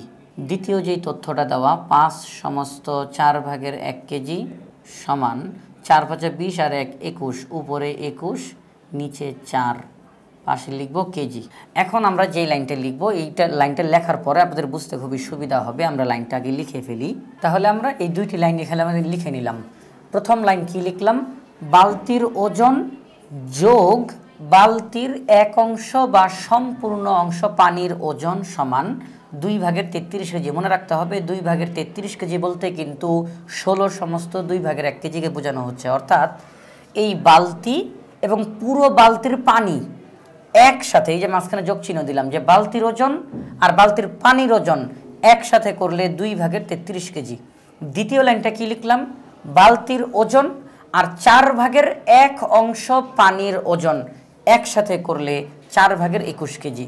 আমাদের কাছে তারা প্রশ্নে জানতে চায় শুধু বালতির ওজনটা বের করো। বালতির মধ্যে কোনো পানি নাই, শুধু বালতির ওজনটা বের করতে বলছে। তখন আমরা কি করতে পারি? এখানে আমরা একটা কাজ করি, তা হচ্ছে আমরা লিখব বিয়োগ করে। এই কথাটা লেখার পরে কেন আমরা বিয়োগ করব? কারণ বিয়োগ করলে প্রথম লাইনের বালতির ওজন দ্বিতীয় লাইনের বালতির ওজন বাদ হয়ে যাবে। এখন আর ওই হিসাবের দরকার নাই। এখন স্বাভাবিক যেই হিসাব, বিয়োগ করার যেই হিসাব, আমরা এখন সেই হিসাব অনুযায়ী অঙ্কটা করব। যখন আমরা বিয়োগ করব তখন কি হবে? বালতির ওজন থেকে বালতির ওজন বাদ হয়ে যাবে। এরপরে বালতির 1 অংশ থেকে বালতির 4/1 বিয়োগ হবে। তাহলে আমরা লিখব বালতির সম্পূর্ণ অংশ অর্থাৎ 1 বিয়োগ 4/1 অংশ পানির ওজন সমান 2/33 বিয়োগ 4/21, পাশে লিখব কেজি। তাহলে কি হলো? আমরা বিয়োগ করার কারণে প্রথম লাইন থেকে দ্বিতীয় লাইন বিয়োগ করব, তাই তো? তাহলে প্রথম লাইন থেকে যখন দ্বিতীয় লাইনটা বিয়োগ করব, তখন প্রথম লাইনের বালতির ওজন থেকে দ্বিতীয় লাইনের বালতির ওজন বাদ হয়ে যাবে। প্রথম লাইনের 1 অংশ পানি থেকে দ্বিতীয় লাইনের 4/1 পানি বাদ হয়ে যাবে। আমরা করলাম যে 1 অংশ পানি থেকে 4/1 পানি বাদ। প্রথম লাইনের 2/33 থেকে দ্বিতীয় লাইনের 4/21 বাদ যাবে, আমরা বিয়োগ করলাম। এবার আসেন আমরা পরবর্তী লাইনে যাই। বা বালতির, এখানে একটা বিয়োগ করতে হবে। 1-এর নিচে মনে মনে 1 আছে, তাহলে 1 আর 4-এর লসাগু হচ্ছে 4। 1 4-এর মধ্যে 1-এর নিচে যেই 1 আছে, ওই 1 4-এর মধ্যে যায় 4 বার, 4 1 কে 4 বিয়োগ 4 4-এর মধ্যে যায় 1 বার, 1 1 কে 1 অংশ পানির ওজন সমান। এখানে আমরা বিয়োগ করব, দুইটি ভগ্নাংশকে বিয়োগ করতে হবে। তাহলে হরগুলোর লসাগু বের করব। 2 আর 4-এর লসাগু হচ্ছে 4, তাহলে 2 4-এর মধ্যে যায় 2 বার, 33 দুগুণে 66 বিয়োগ 4 4-এর মধ্যে যায় 1 বার, 21 1 কে 21, পাশে লিখে দিব কেজি। আমরা এখন পরবর্তী লাইনে যাব। আমরা লিখব বা বালতির 4 থেকে 1 বিয়োগ করলে হয় 3 আর নিচে হচ্ছে 4 অংশ পানির ওজন সমান 66 থেকে যদি আমরা 21 বিয়োগ করি তাহলে কত হবে? 6 থেকে 1 বিয়োগ করলে হয় 5, 6 থেকে 2 বিয়োগ করলে হয় 4, নিচে হচ্ছে 4 কেজি। এখন এটা হচ্ছে বালতির এই যে 4 ভাগের 3 অংশ যতটুকু ফাঁকা আছে ততটুকুর পানির ওজন 4 ভাগের 45 কেজি। আমরা পুরো বালতির শুধু পানির ওজনটা বের করতে চাই, পুরো বালতির পানির ওজনটা। তাহলে আমরা লিখব বা বালতির 1 অংশের পানির ওজন সমান, এখন কি হবে? 4 ভাগের 3 অংশের পানির ওজন 4 ভাগের 45 কেজি। তাহলে 1 অংশের ওজন কত হবে? ভালো করে খেয়াল করবেন, 4 ভাগের 3 অংশ, তার মানে পুরো 4 অংশ না, 4 ভাগের 3 অংশ পানির ওজন 4 ভাগের 45 কেজি। এখন আমি যদি পুরো 4 ভাগের মান বের করতে চাই, মানে সম্পূর্ণটা, তাহলে সম্পূর্ণটার ওজন কি কম হবে নাকি বেশি হবে? বেশি হবে। আর মনে রাখতে হবে ভগ্নাংশের ক্ষেত্রে যদি আমরা মান বাড়াইতে চাই, অর্থাৎ এক কথায় ভগ্নাংশের অঙ্কে 1-এর মান বের করতে হইলে ভাগ করতে হয়। আমি আবারও বলি, ভগ্নাংশের অঙ্কে 1-এর মান বের করতে হইলে ভাগ করতে হবে। তাহলে এখানে ইতিমধ্যে 4 ভাগের 45 আছে, আমরা তাকে ভাগ করব এই 4 ভাগের 3 দ্বারা। তাহলে কত হবে? এখানের মধ্যে যেহেতু ভাগের অঙ্ক, আমরা ভাগের অঙ্ককে গুণের মাধ্যমে করতে পারি। তাহলে এখানের মধ্যে আমরা কিভাবে লিখতে পারি? 4 ভাগের 45 যা আছে তাই লিখলাম, ভাগ চিহ্নটিকে উল্টিয়ে গুণ লিখলাম। তাহলে যেহেতু ভাগকে উল্টায় গুণ লিখে দিলাম, তাহলে ভাগের পরে যেটা আছে সেটাও উল্টায় যাবে। তাহলে নিচের 4 চলে যাবে উপরে, উপরের 3 চলে যাবে নিচে। এখন কোনো কাটাকাটি করা যায়? হ্যাঁ যায়। 4-এর মধ্যে যায় 1 বার, 3 45-এর মধ্যে যায় 15 বার, 3 15 45। তাহলে কাটাকাটি করার পরে ফলাফল কত বের হয়? 15 একে 15 কেজি। তাহলে আমরা কি পেলাম? সম্পূর্ণ বালতির শুধু পানির ওজন, সম্পূর্ণ বালতির শুধু পানির ওজন 15 কেজি। অর্থাৎ এখানের মধ্যে বালতির ওজন নাই, শুধু পানির ওজন, পুরো বালতির পানির ওজন 15 কেজি। এখন আমরা বের করতে পারবো বালতির ওজন কতটুকু, সেটা আমরা কিভাবে বের করব? আমরা এখানটার মধ্যে সেই ফলাফলটা বের করব। এখানে আমরা লিখব অতএব খালি বালতির ওজন সমান, এখন আমরা কার থেকে কাকে বিয়োগ করব? তাহলে আমাদের প্রশ্নের মধ্যে সবার প্রথমেই এই তথ্যটা দিয়ে দিছে যে একটি পানি ভর্তি বালতির ওজন 16 সমস্ত 2 ভাগের 1 কেজি। তাহলে এই ওজনটার মধ্যে কি কি আছে? দুইটা জিনিস। প্রথমত এই ওজনের মধ্যে বালতির ওজন আছে, এই ওজনের মধ্যে পুরো বালতির পানির ওজন আছে। দুইটা জিনিস, বালতির ওজন, পানির ওজন। এই যে প্রথম যে লাইনটা আমরা লিখছিলাম, বালতির ওজন যোগ বালতির সম্পূর্ণ পানির ওজন 2 ভাগের 33 কেজি। তাহলে এই 2 ভাগের 33 কেজির মধ্যে বালতির ওজন ঢুকানো, পানির ওজন ঢুকানো। আমরা এখন এখান থেকে শুধু পানিটাকে বাদ দিয়ে দিব, থাকবে শুধু বালতির ওজন। তাহলে আমরা 2 ভাগের 33 বিয়োগ পানির ওজন, শুধু পানির ওজন 15, পাশে লিখে দিব কেজি। অর্থাৎ আমরা কি করতেছি? বালতির ওজন যোগ পানির ওজন থেকে পানির ওজন বাদ দিয়ে দিব। তাহলে পানি আর পানি বাদ, থাকবে শুধু বালতি, শুধু বালতির ওজনটা থাকবে। তাহলে এখন আমরা কিভাবে বিয়োগ করতে পারি? এই 15-র নিচে মনে মনে 1 আছে, 2 আর 1-এর লসাগু 2, 2 2-এর মধ্যে যায় 1 বার, 33 একে 33, 1 2-এর মধ্যে যায় 2 বার, 15 দুগুণে 30, পাশে লিখে দিব কেজি। তাহলে 33 থেকে 30 বিয়োগ করলে থাকে 3, নিচে হচ্ছে 2 কেজি। এটি একটি অপ্রকৃত ভগ্নাংশ, তাকে যদি আমরা মিশ্র ভগ্নাংশে প্রকাশ করি তাহলে কত হবে? 2 3-এর মধ্যে 1 বার যায়, তাহলে 2 একে 2, 3 হওয়ার জন্য আরও 1 দরকার, এটা হচ্ছে ভাগশেষ। তাহলে আমরা লিখতে পারি যে ওই শুধুমাত্র বালতির ওজন, শুধুমাত্র বালতির ওজন 1 সমস্ত 2 ভাগের 1 কেজি, অর্থাৎ 1.5 কেজি। শুধুমাত্র বালতির ওজন 1 সমস্ত 2 ভাগের 1 কেজি, পানির ওজন 15 কেজি, একসাথে করলে 16 সমস্ত 2 ভাগের 1 কেজি হয়। এটা হচ্ছে আমাদের এই প্রশ্নের উত্তর। তাহলে আমাদের প্রশ্নে তারা জানতে চাইছে যে খালি বালতির ওজন নির্ণয় করো। আমরা খালি বালতির ওজন নির্ণয় করলাম যে খালি বালতির ওজন 1/2 কেজি।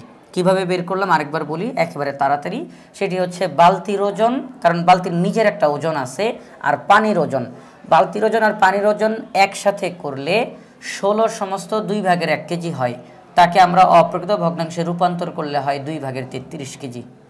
আবার আরেকটা তথ্য দেওয়া আছে, বালতির ওজন আর বালতির 4/1 এই যে এটা, এই চিত্র অনুযায়ী বালতির 4/1 অংশের পানির ওজন 4/21 কেজি। আমরা যদি এখন বিয়োগ করি তাহলে কি হবে, বালতির ওজন বাদ, তাহলে থাকবে সম্পূর্ণ পানি 4/1 পানি। সম্পূর্ণ পানি থেকে 4/1 পানি বিয়োগ করতে হবে। এক পর্যায়ে আমরা আস্তে আস্তে করতে করতে আমরা বের করলাম ওই বালতির সম্পূর্ণ পানির ওজন। সম্পূর্ণ পানির ওজন 15 কেজি। তাহলে আমরা এখন কি করতে পারি, আমাদের শুধু খালি বালতির ওজন জানতে চাইছে, তাহলে আমরা পুরো বালতি থেকে যদি পানিটাকে সরাই দিই শুধু বালতি থাকবে। তাহলে পুরো বালতির ওজনটা কত, পানি সহ বালতির ওজন 16/2 কেজি। সেখান থেকে পানিটাকে যদি আমরা বাদ দিয়ে দিই, এই 15 কেজি যদি বাদ দিয়ে দিই, শুধু বালতির ওজনটা থাকবে, আর সেই ফলাফল হচ্ছে 1/2 কেজি। তাহলে আমরা লিখতে পারি অতএব নির্ণেয় খালি বালতির ওজন 1/2 কেজি। এটাই হচ্ছে উত্তর। তাহলে আমরা আশা করি এই পদ্ধতিতে আমরা এই ধরনের বিভিন্ন অঙ্কের সমস্যার সমাধান করতে পারবো ইনশাআল্লাহ। আমরা তাহলে এখানের মধ্যে আরেকটি প্রশ্ন লিখলাম। প্রশ্নটা বলা হয়েছে যে দেখাও যে 5/4 ও 2/8 এই দুইটি ভগ্নাংশের গুণফল, অন্য কিছু না, এই দুইটি ভগ্নাংশের গুণফল এই দুইটি ভগ্নাংশের গসাগু এবং লসাগু এর গুণফলের সমান। এটি আমাদেরকে দেখাইতে হবে। আমি প্রশ্নটা আরেকবার ভালো করে বলি, এই দুইটি ভগ্নাংশের আমরা গুণফল বের করব, এই দুইটি ভগ্নাংশের গসাগু বের করব, এই দুইটি ভগ্নাংশের লসাগু বের করব। এরপরে এক পর্যায়ে গিয়ে দেখাইতে হবে যে এই দুইটি ভগ্নাংশের গুণফল এই দুইটি ভগ্নাংশের গসাগু আর লসাগু এই দুইটি গুণফলের সমান হবে। গসাগু আর লসাগুকে গুণ করে যে গুণফলটা পাবো তার সমান হবে এই দুইটি ভগ্নাংশের গুণফল। তাহলে আমরা এখন কি করতে পারি, সবার প্রথমে আগে এই দুইটি ভগ্নাংশের গুণফল আমরা বের করব। প্রথম ভগ্নাংশ গুণ দ্বিতীয় ভগ্নাংশ, মিশ্র ভগ্নাংশ আছে, তাদেরকে আমরা অপ্রকৃত ভগ্নাংশে রূপান্তর করলাম। এখন আমরা দেখি কোনো কাটাকাটি করা যায় কিনা, উপরে নিচে না, কোনো কাটাকাটি করা যায় না। তাহলে লবে লবে গুণ, হরে হরে গুণ। তাহলে 21 আর 17 গুণ দিলে হবে 357, 4 আর 8 গুণ দিলে হয় 32। তাহলে আমরা বলতে পারি যে 32/357 এটি হচ্ছে এই দুইটি ভগ্নাংশের গুণফল। এখন দেখার বিষয় হচ্ছে এই দুইটি ভগ্নাংশের গসাগু এবং লসাগু, এই গসাগু আর লসাগু এর গুণফল এই 32/357 এর সমান হয় কি না। তাহলে আমাদের এখানে কি করতে হবে, এই দুইটি ভগ্নাংশের গসাগুও বের করতে হবে, এই দুইটি ভগ্নাংশের লসাগুও বের করতে হবে। তাহলে আমরা আজকে গসাগু এবং লসাগু কিভাবে বের করতে হয় ভগ্নাংশ সমূহের সেগুলো কিন্তু শিখেছি। আমরা সেই নিয়ম অনুযায়ী এখন করব। তো আমাদের এই অঙ্কতে যেহেতু গসাগুও করতে হবে লসাগুও করতে হবে, এই জন্য আমরা করলাম কি, এই দুইটি ভগ্নাংশের লব যেগুলো আছে, লব কি, লব হচ্ছে 21 আর 17। কেউ ভালো করে খেয়াল করেন, এখানে কিন্তু কেউ 1 আর এই 1 এই দুইটাকে কিন্তু লব ভাববেন না, কারণ এটা তো মিশ্র ভগ্নাংশে আছে। তাকে অপ্রকৃত ভগ্নাংশে রূপান্তর করার পরে আপনি আসল লবটা পাবেন। তাহলে লব 21 লব 17। তাহলে 21 আর 17-র গসাগু বের করলাম 1, 21 আর 17-র লসাগু বের করলাম 357। কেন এখানে গসাগুও বের করলাম লসাগুও বের করলাম, তার কারণ হচ্ছে এই লবের গসাগু এই গসাগুর জন্য কাজে লাগবে, এই লবের লসাগু এই লসাগুর জন্য কাজে লাগবে।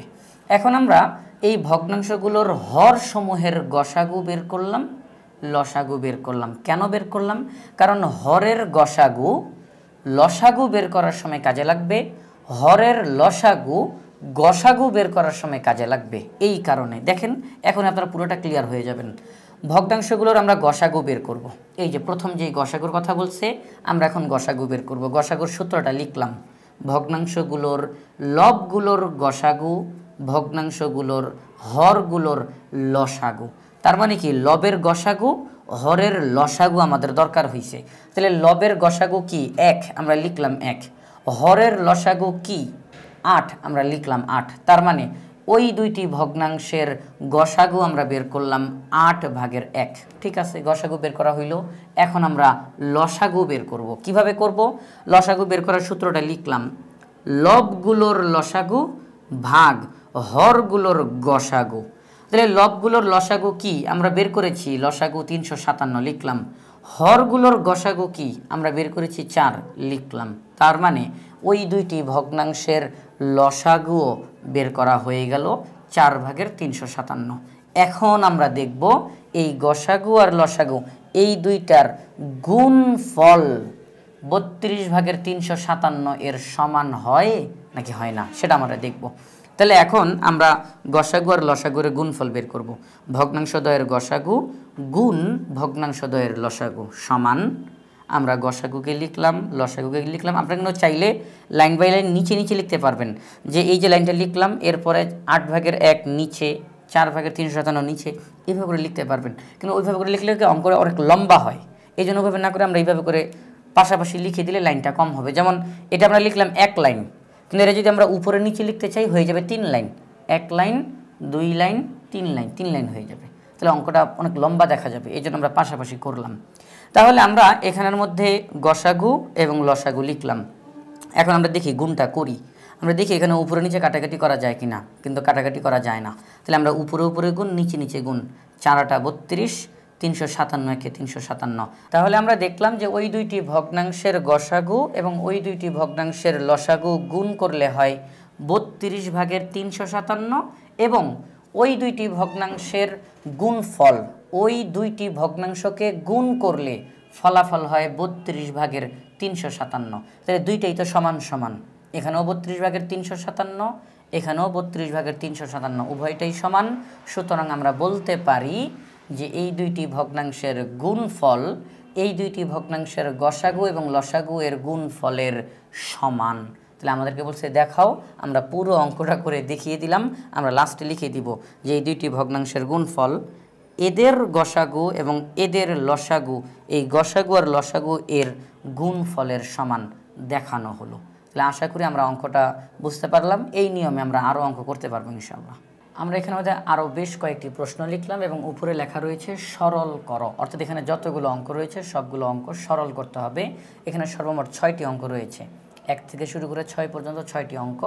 এখন এই 6টি অঙ্ক কি সরল, এখন সরল করতে হবে। আমরা জানি যে একটু আগে আমরা আমাদের আজকের আলোচনার শুরুর দিকে বলেছিলাম একটি নিয়ম হচ্ছে বদমাশ। ওই যে নিয়মটা, অর্থাৎ ধারাবাহিকভাবে কোন কাজটা আগে করব কোন কাজটা পরে করব, ওই অনুযায়ী আমরা এই সরলের অঙ্কগুলো করতে পারি।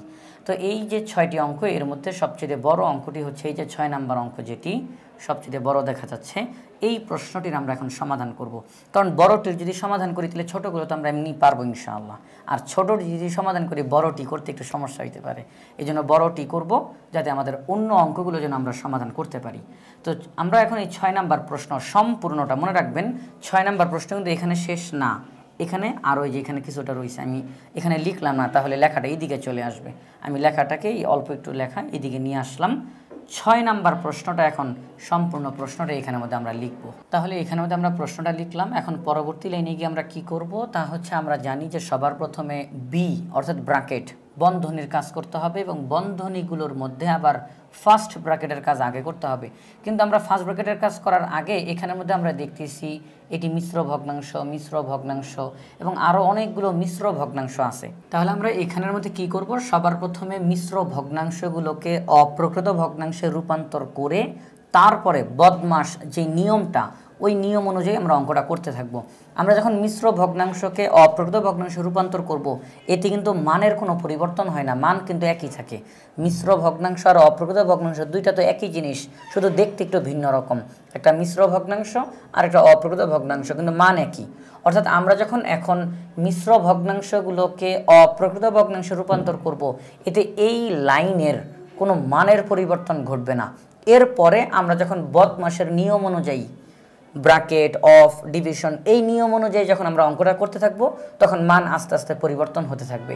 তো এখন এখানের মধ্যে আমরা সবার প্রথমে 5/2 যা আছে তা লিখব, গুণ থার্ড ব্র্যাকেট 32/5 গুণ সেকেন্ড ব্র্যাকেট ফার্স্ট ব্র্যাকেট তিন তিরিকে 9 আর 1 10, তাহলে উপরে হবে 10, নিচে হবে 3 যোগ 8 নং 72 আর 4 হচ্ছে 76, নিচে 9 ফার্স্ট ব্র্যাকেট ভাগ চিহ্ন 6 বারং 72 আর 1 হচ্ছে 73, উপরে 73 হবে ফার্স্ট ব্র্যাকেট, নিচে 12 বিয়োগ 3 8 24 আর 7 হচ্ছে 31, উপরে 31 আর নিচে 8 সেকেন্ড ব্র্যাকেট যোগ 3 7 21 আর 1 হচ্ছে 22, উপরে 22 নিচে 7 ভাগ 4 5 20 আর 2 হচ্ছে 22, উপরে 22 নিচে 5 গুণ 3 4 12 আর 2 হচ্ছে 14, তাহলে উপরে 14 নিচে 3 থার্ড ব্র্যাকেট। তাহলে আমরা কি করলাম, সবগুলো মিশ্র ভগ্নাংশকে অপ্রকৃত ভগ্নাংশে রূপান্তর করলাম। এখন আমরা বদমাশ অর্থাৎ যেই ধারাবাহিক নিয়মটি, সেই নিয়ম অনুযায়ী আমরা এখন অঙ্কটি করব। সবার প্রথমে ফার্স্ট ব্র্যাকেটের কাজ করব। আমরা দেখতেছি এখানে দুইবার ফার্স্ট ব্র্যাকেট আছে, একবার ফার্স্ট ব্র্যাকেট আরেকবার ফার্স্ট ব্র্যাকেট। আমরা একসঙ্গে এই দুইটি ফার্স্ট ব্র্যাকেটের কাজ করব, বাকিগুলো যা আছে হুবহু তাই থাকবে, শুধু ফার্স্ট ব্র্যাকেটের কাজ করব। এখন 5/2 গুণ থার্ড ব্র্যাকেট 32/5 গুণ সেকেন্ড ব্র্যাকেট, ফার্স্ট ব্র্যাকেটের ভিতরে দুইটি ভগ্নাংশকে যোগ করতে হবে। 3 আর 9-এর লসাগু হচ্ছে, হরগুলোর লসাগু বের করব। 3 এবং 9-এর লসাগু হচ্ছে 9, 3 9-এর মধ্যে যায় 3 বার, 3 10 30 যোগ 9 9-এর মধ্যে যায় একবার, 76 1 76, এরপরে ভাগ চিহ্ন। এখন আমরা এখানে বিয়োগ করব, ভগ্নাংশের বিয়োগ, তাহলে হরগুলোর লসাগু বের করব। 12 এবং 8-এর লসাগু হচ্ছে 24, 12 24-এর মধ্যে যায় 2 বার, 73 দুগুণে 146, বিয়োগ চিহ্ন দিয়ে 8 24-এর মধ্যে, বিয়োগ চিহ্ন এখানে না, বিয়োগ চিহ্নটা আমরা উপরে দিব, একবারে উপরে দিব। 8 24-এর মধ্যে যায় 3 বার, 3 8 24, 3 দিয়ে এই লবকে গুণ করতে হবে। 3 31-এ কত হয়, 93 হয়। তাহলে আমরা এখানেও বিয়োগ করলাম, সেকেন্ড ব্র্যাকেট যোগ 7/22, এখানে যা আছে হুবহু তাই পুরোটা উঠাই ফেলবো এখানে। এখন আমরা পরবর্তী লাইনের কাজটা করব। 5/2 গুণ থার্ড ব্র্যাকেট 32/5 গুণ, এখন আমরা এখানে দেখি কত হয় ফলাফল। 30 আর 76 যোগ করলে হয় 106, নিচে 9, এটি একটি ভগ্নাংশ, সুতরাং এই ফার্স্ট ব্র্যাকেট আর থাকবে না। এখন আমরা ফার্স্ট ব্র্যাকেটটা উঠিয়ে দিব, আমরা এখানে সেকেন্ড ব্র্যাকেটটা দিয়ে দিই। ফার্স্ট ব্র্যাকেট উঠে গেল, ভাগ চিহ্ন, এখানের মধ্যে কত হয়, 146 থেকে আমরা 93 বিয়োগ করব।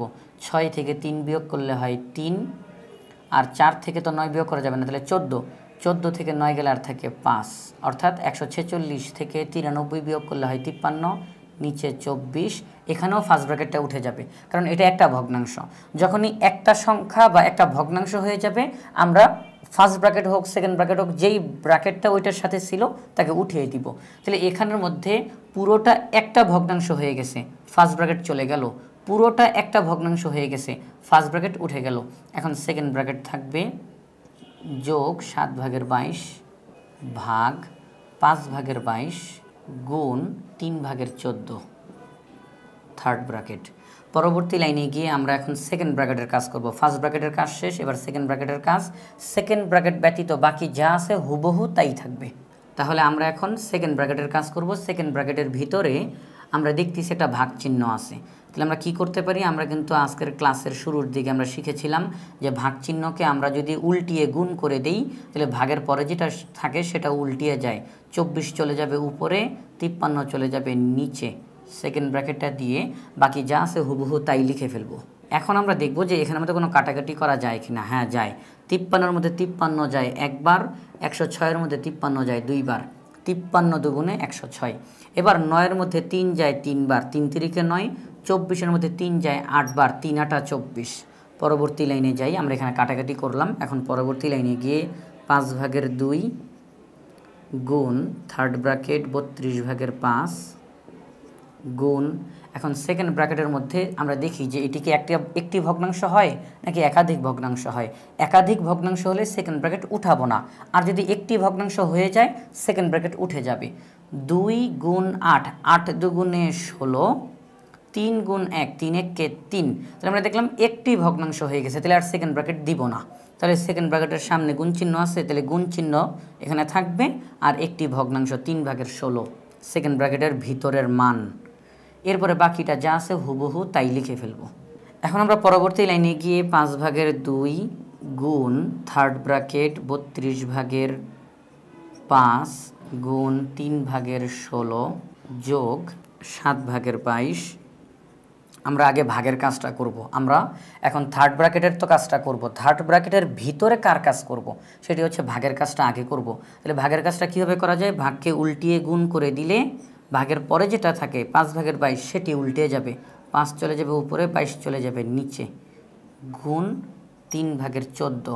এই মুহূর্তে আমরা দেখতে পাচ্ছি যে আমাদের এই লাইনটির মধ্যে সব গুণ চিহ্ন আর শুধু একটা যোগ চিহ্ন, গুণ যোগ গুণ গুণ। আমরা এখন গুণের কাজ করব, যোগের আগে গুণের কাজ। এবার একটা লক্ষণীয় বিষয়, এই যে যোগ চিহ্ন আছে, এই যোগ চিহ্ন থাকার কারণে আমরা যোগ চিহ্নের বাম দিকেই থাকব, যোগ চিহ্নের ডান দিকেই থাকব। বাম দিক থেকে ডানে যাব না, ডান দিক থেকে বামে যাব না। এমনটা আমরা করব না যে যোগ চিহ্নের বাম দিকের নিচের একটা সংখ্যা দিয়ে যোগ চিহ্নের ডান দিকের উপরের একটা সংখ্যাকে কেটে দিলাম, যেমন এই যে 3 দিয়ে আমরা অন্য কোনো একটা সংখ্যাকে কাটলাম, এটা করা যাবে না।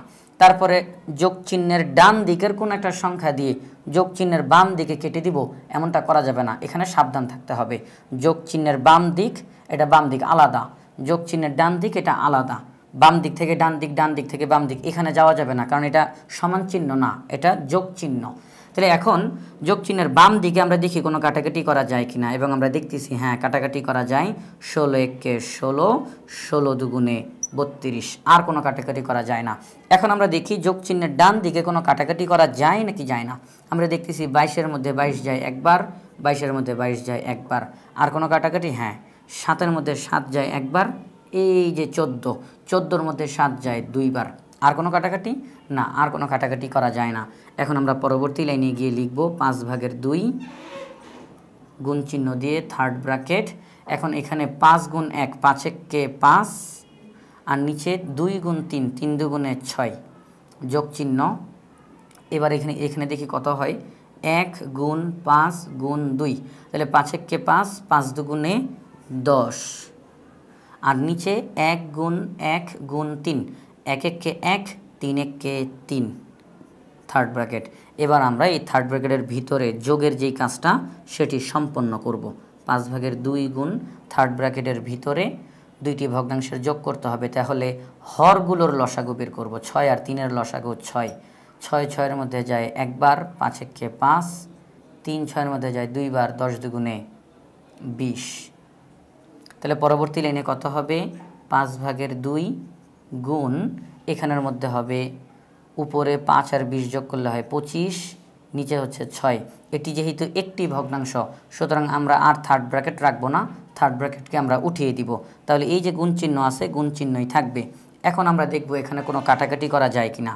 হ্যাঁ যায়, 2 2-এর মধ্যে যায় একবার, 2 6-এর মধ্যে যায় 3 বার, 3 দুগুণে 6, 5 5-এর মধ্যে যায় একবার, 25-এর মধ্যে 5 যায় 5 বার, 5 5 25।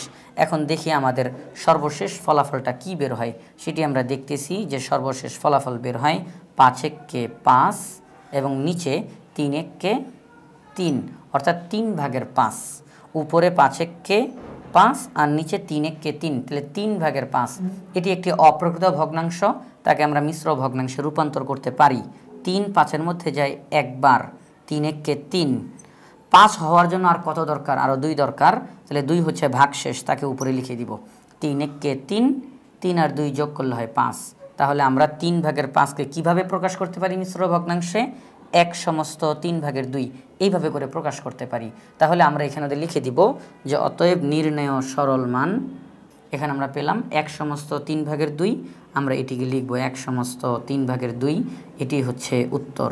তাহলে আমরা এই অঙ্কটা কিভাবে করে সমাধান করলাম সেটি হচ্ছে, আমরা আমাদের আজকের আলোচনার একেবারে শুরুর দিকে শিখেছিলাম যে সরলীকরণ করার সময় যে নিয়মটা মানতে হয় বদমাস, অর্থাৎ BODMAS, অর্থাৎ bracket of division, multiplication, addition, subtraction, সেই অনুযায়ী আমরা এখানে মধ্যে অঙ্কটা করলাম। সবার প্রথমে আমরা এখানে মিশ্র ভগ্নাংশগুলোকে অপ্রকৃত ভগ্নাংশে রূপান্তর করে নিয়েছি, এটা কোনো নিয়মের মধ্যে পড়ে না। এটি আমরা মিশ্র ভগ্নাংশকে অপ্রকৃত ভগ্নাংশে রূপান্তর করলাম, এতে অঙ্কের মানের কোনো পরিবর্তন ঘটে নাই।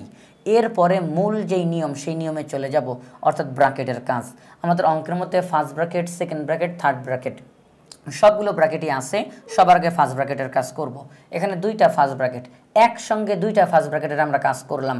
এক পর্যায়ে যখন ফার্স্ট ব্র্যাকেট উঠে গেল, এবার সেকেন্ড ব্র্যাকেটের কাজ করলাম, সেকেন্ড ব্র্যাকেট শেষ, থার্ড ব্র্যাকেটের কাজ করলাম।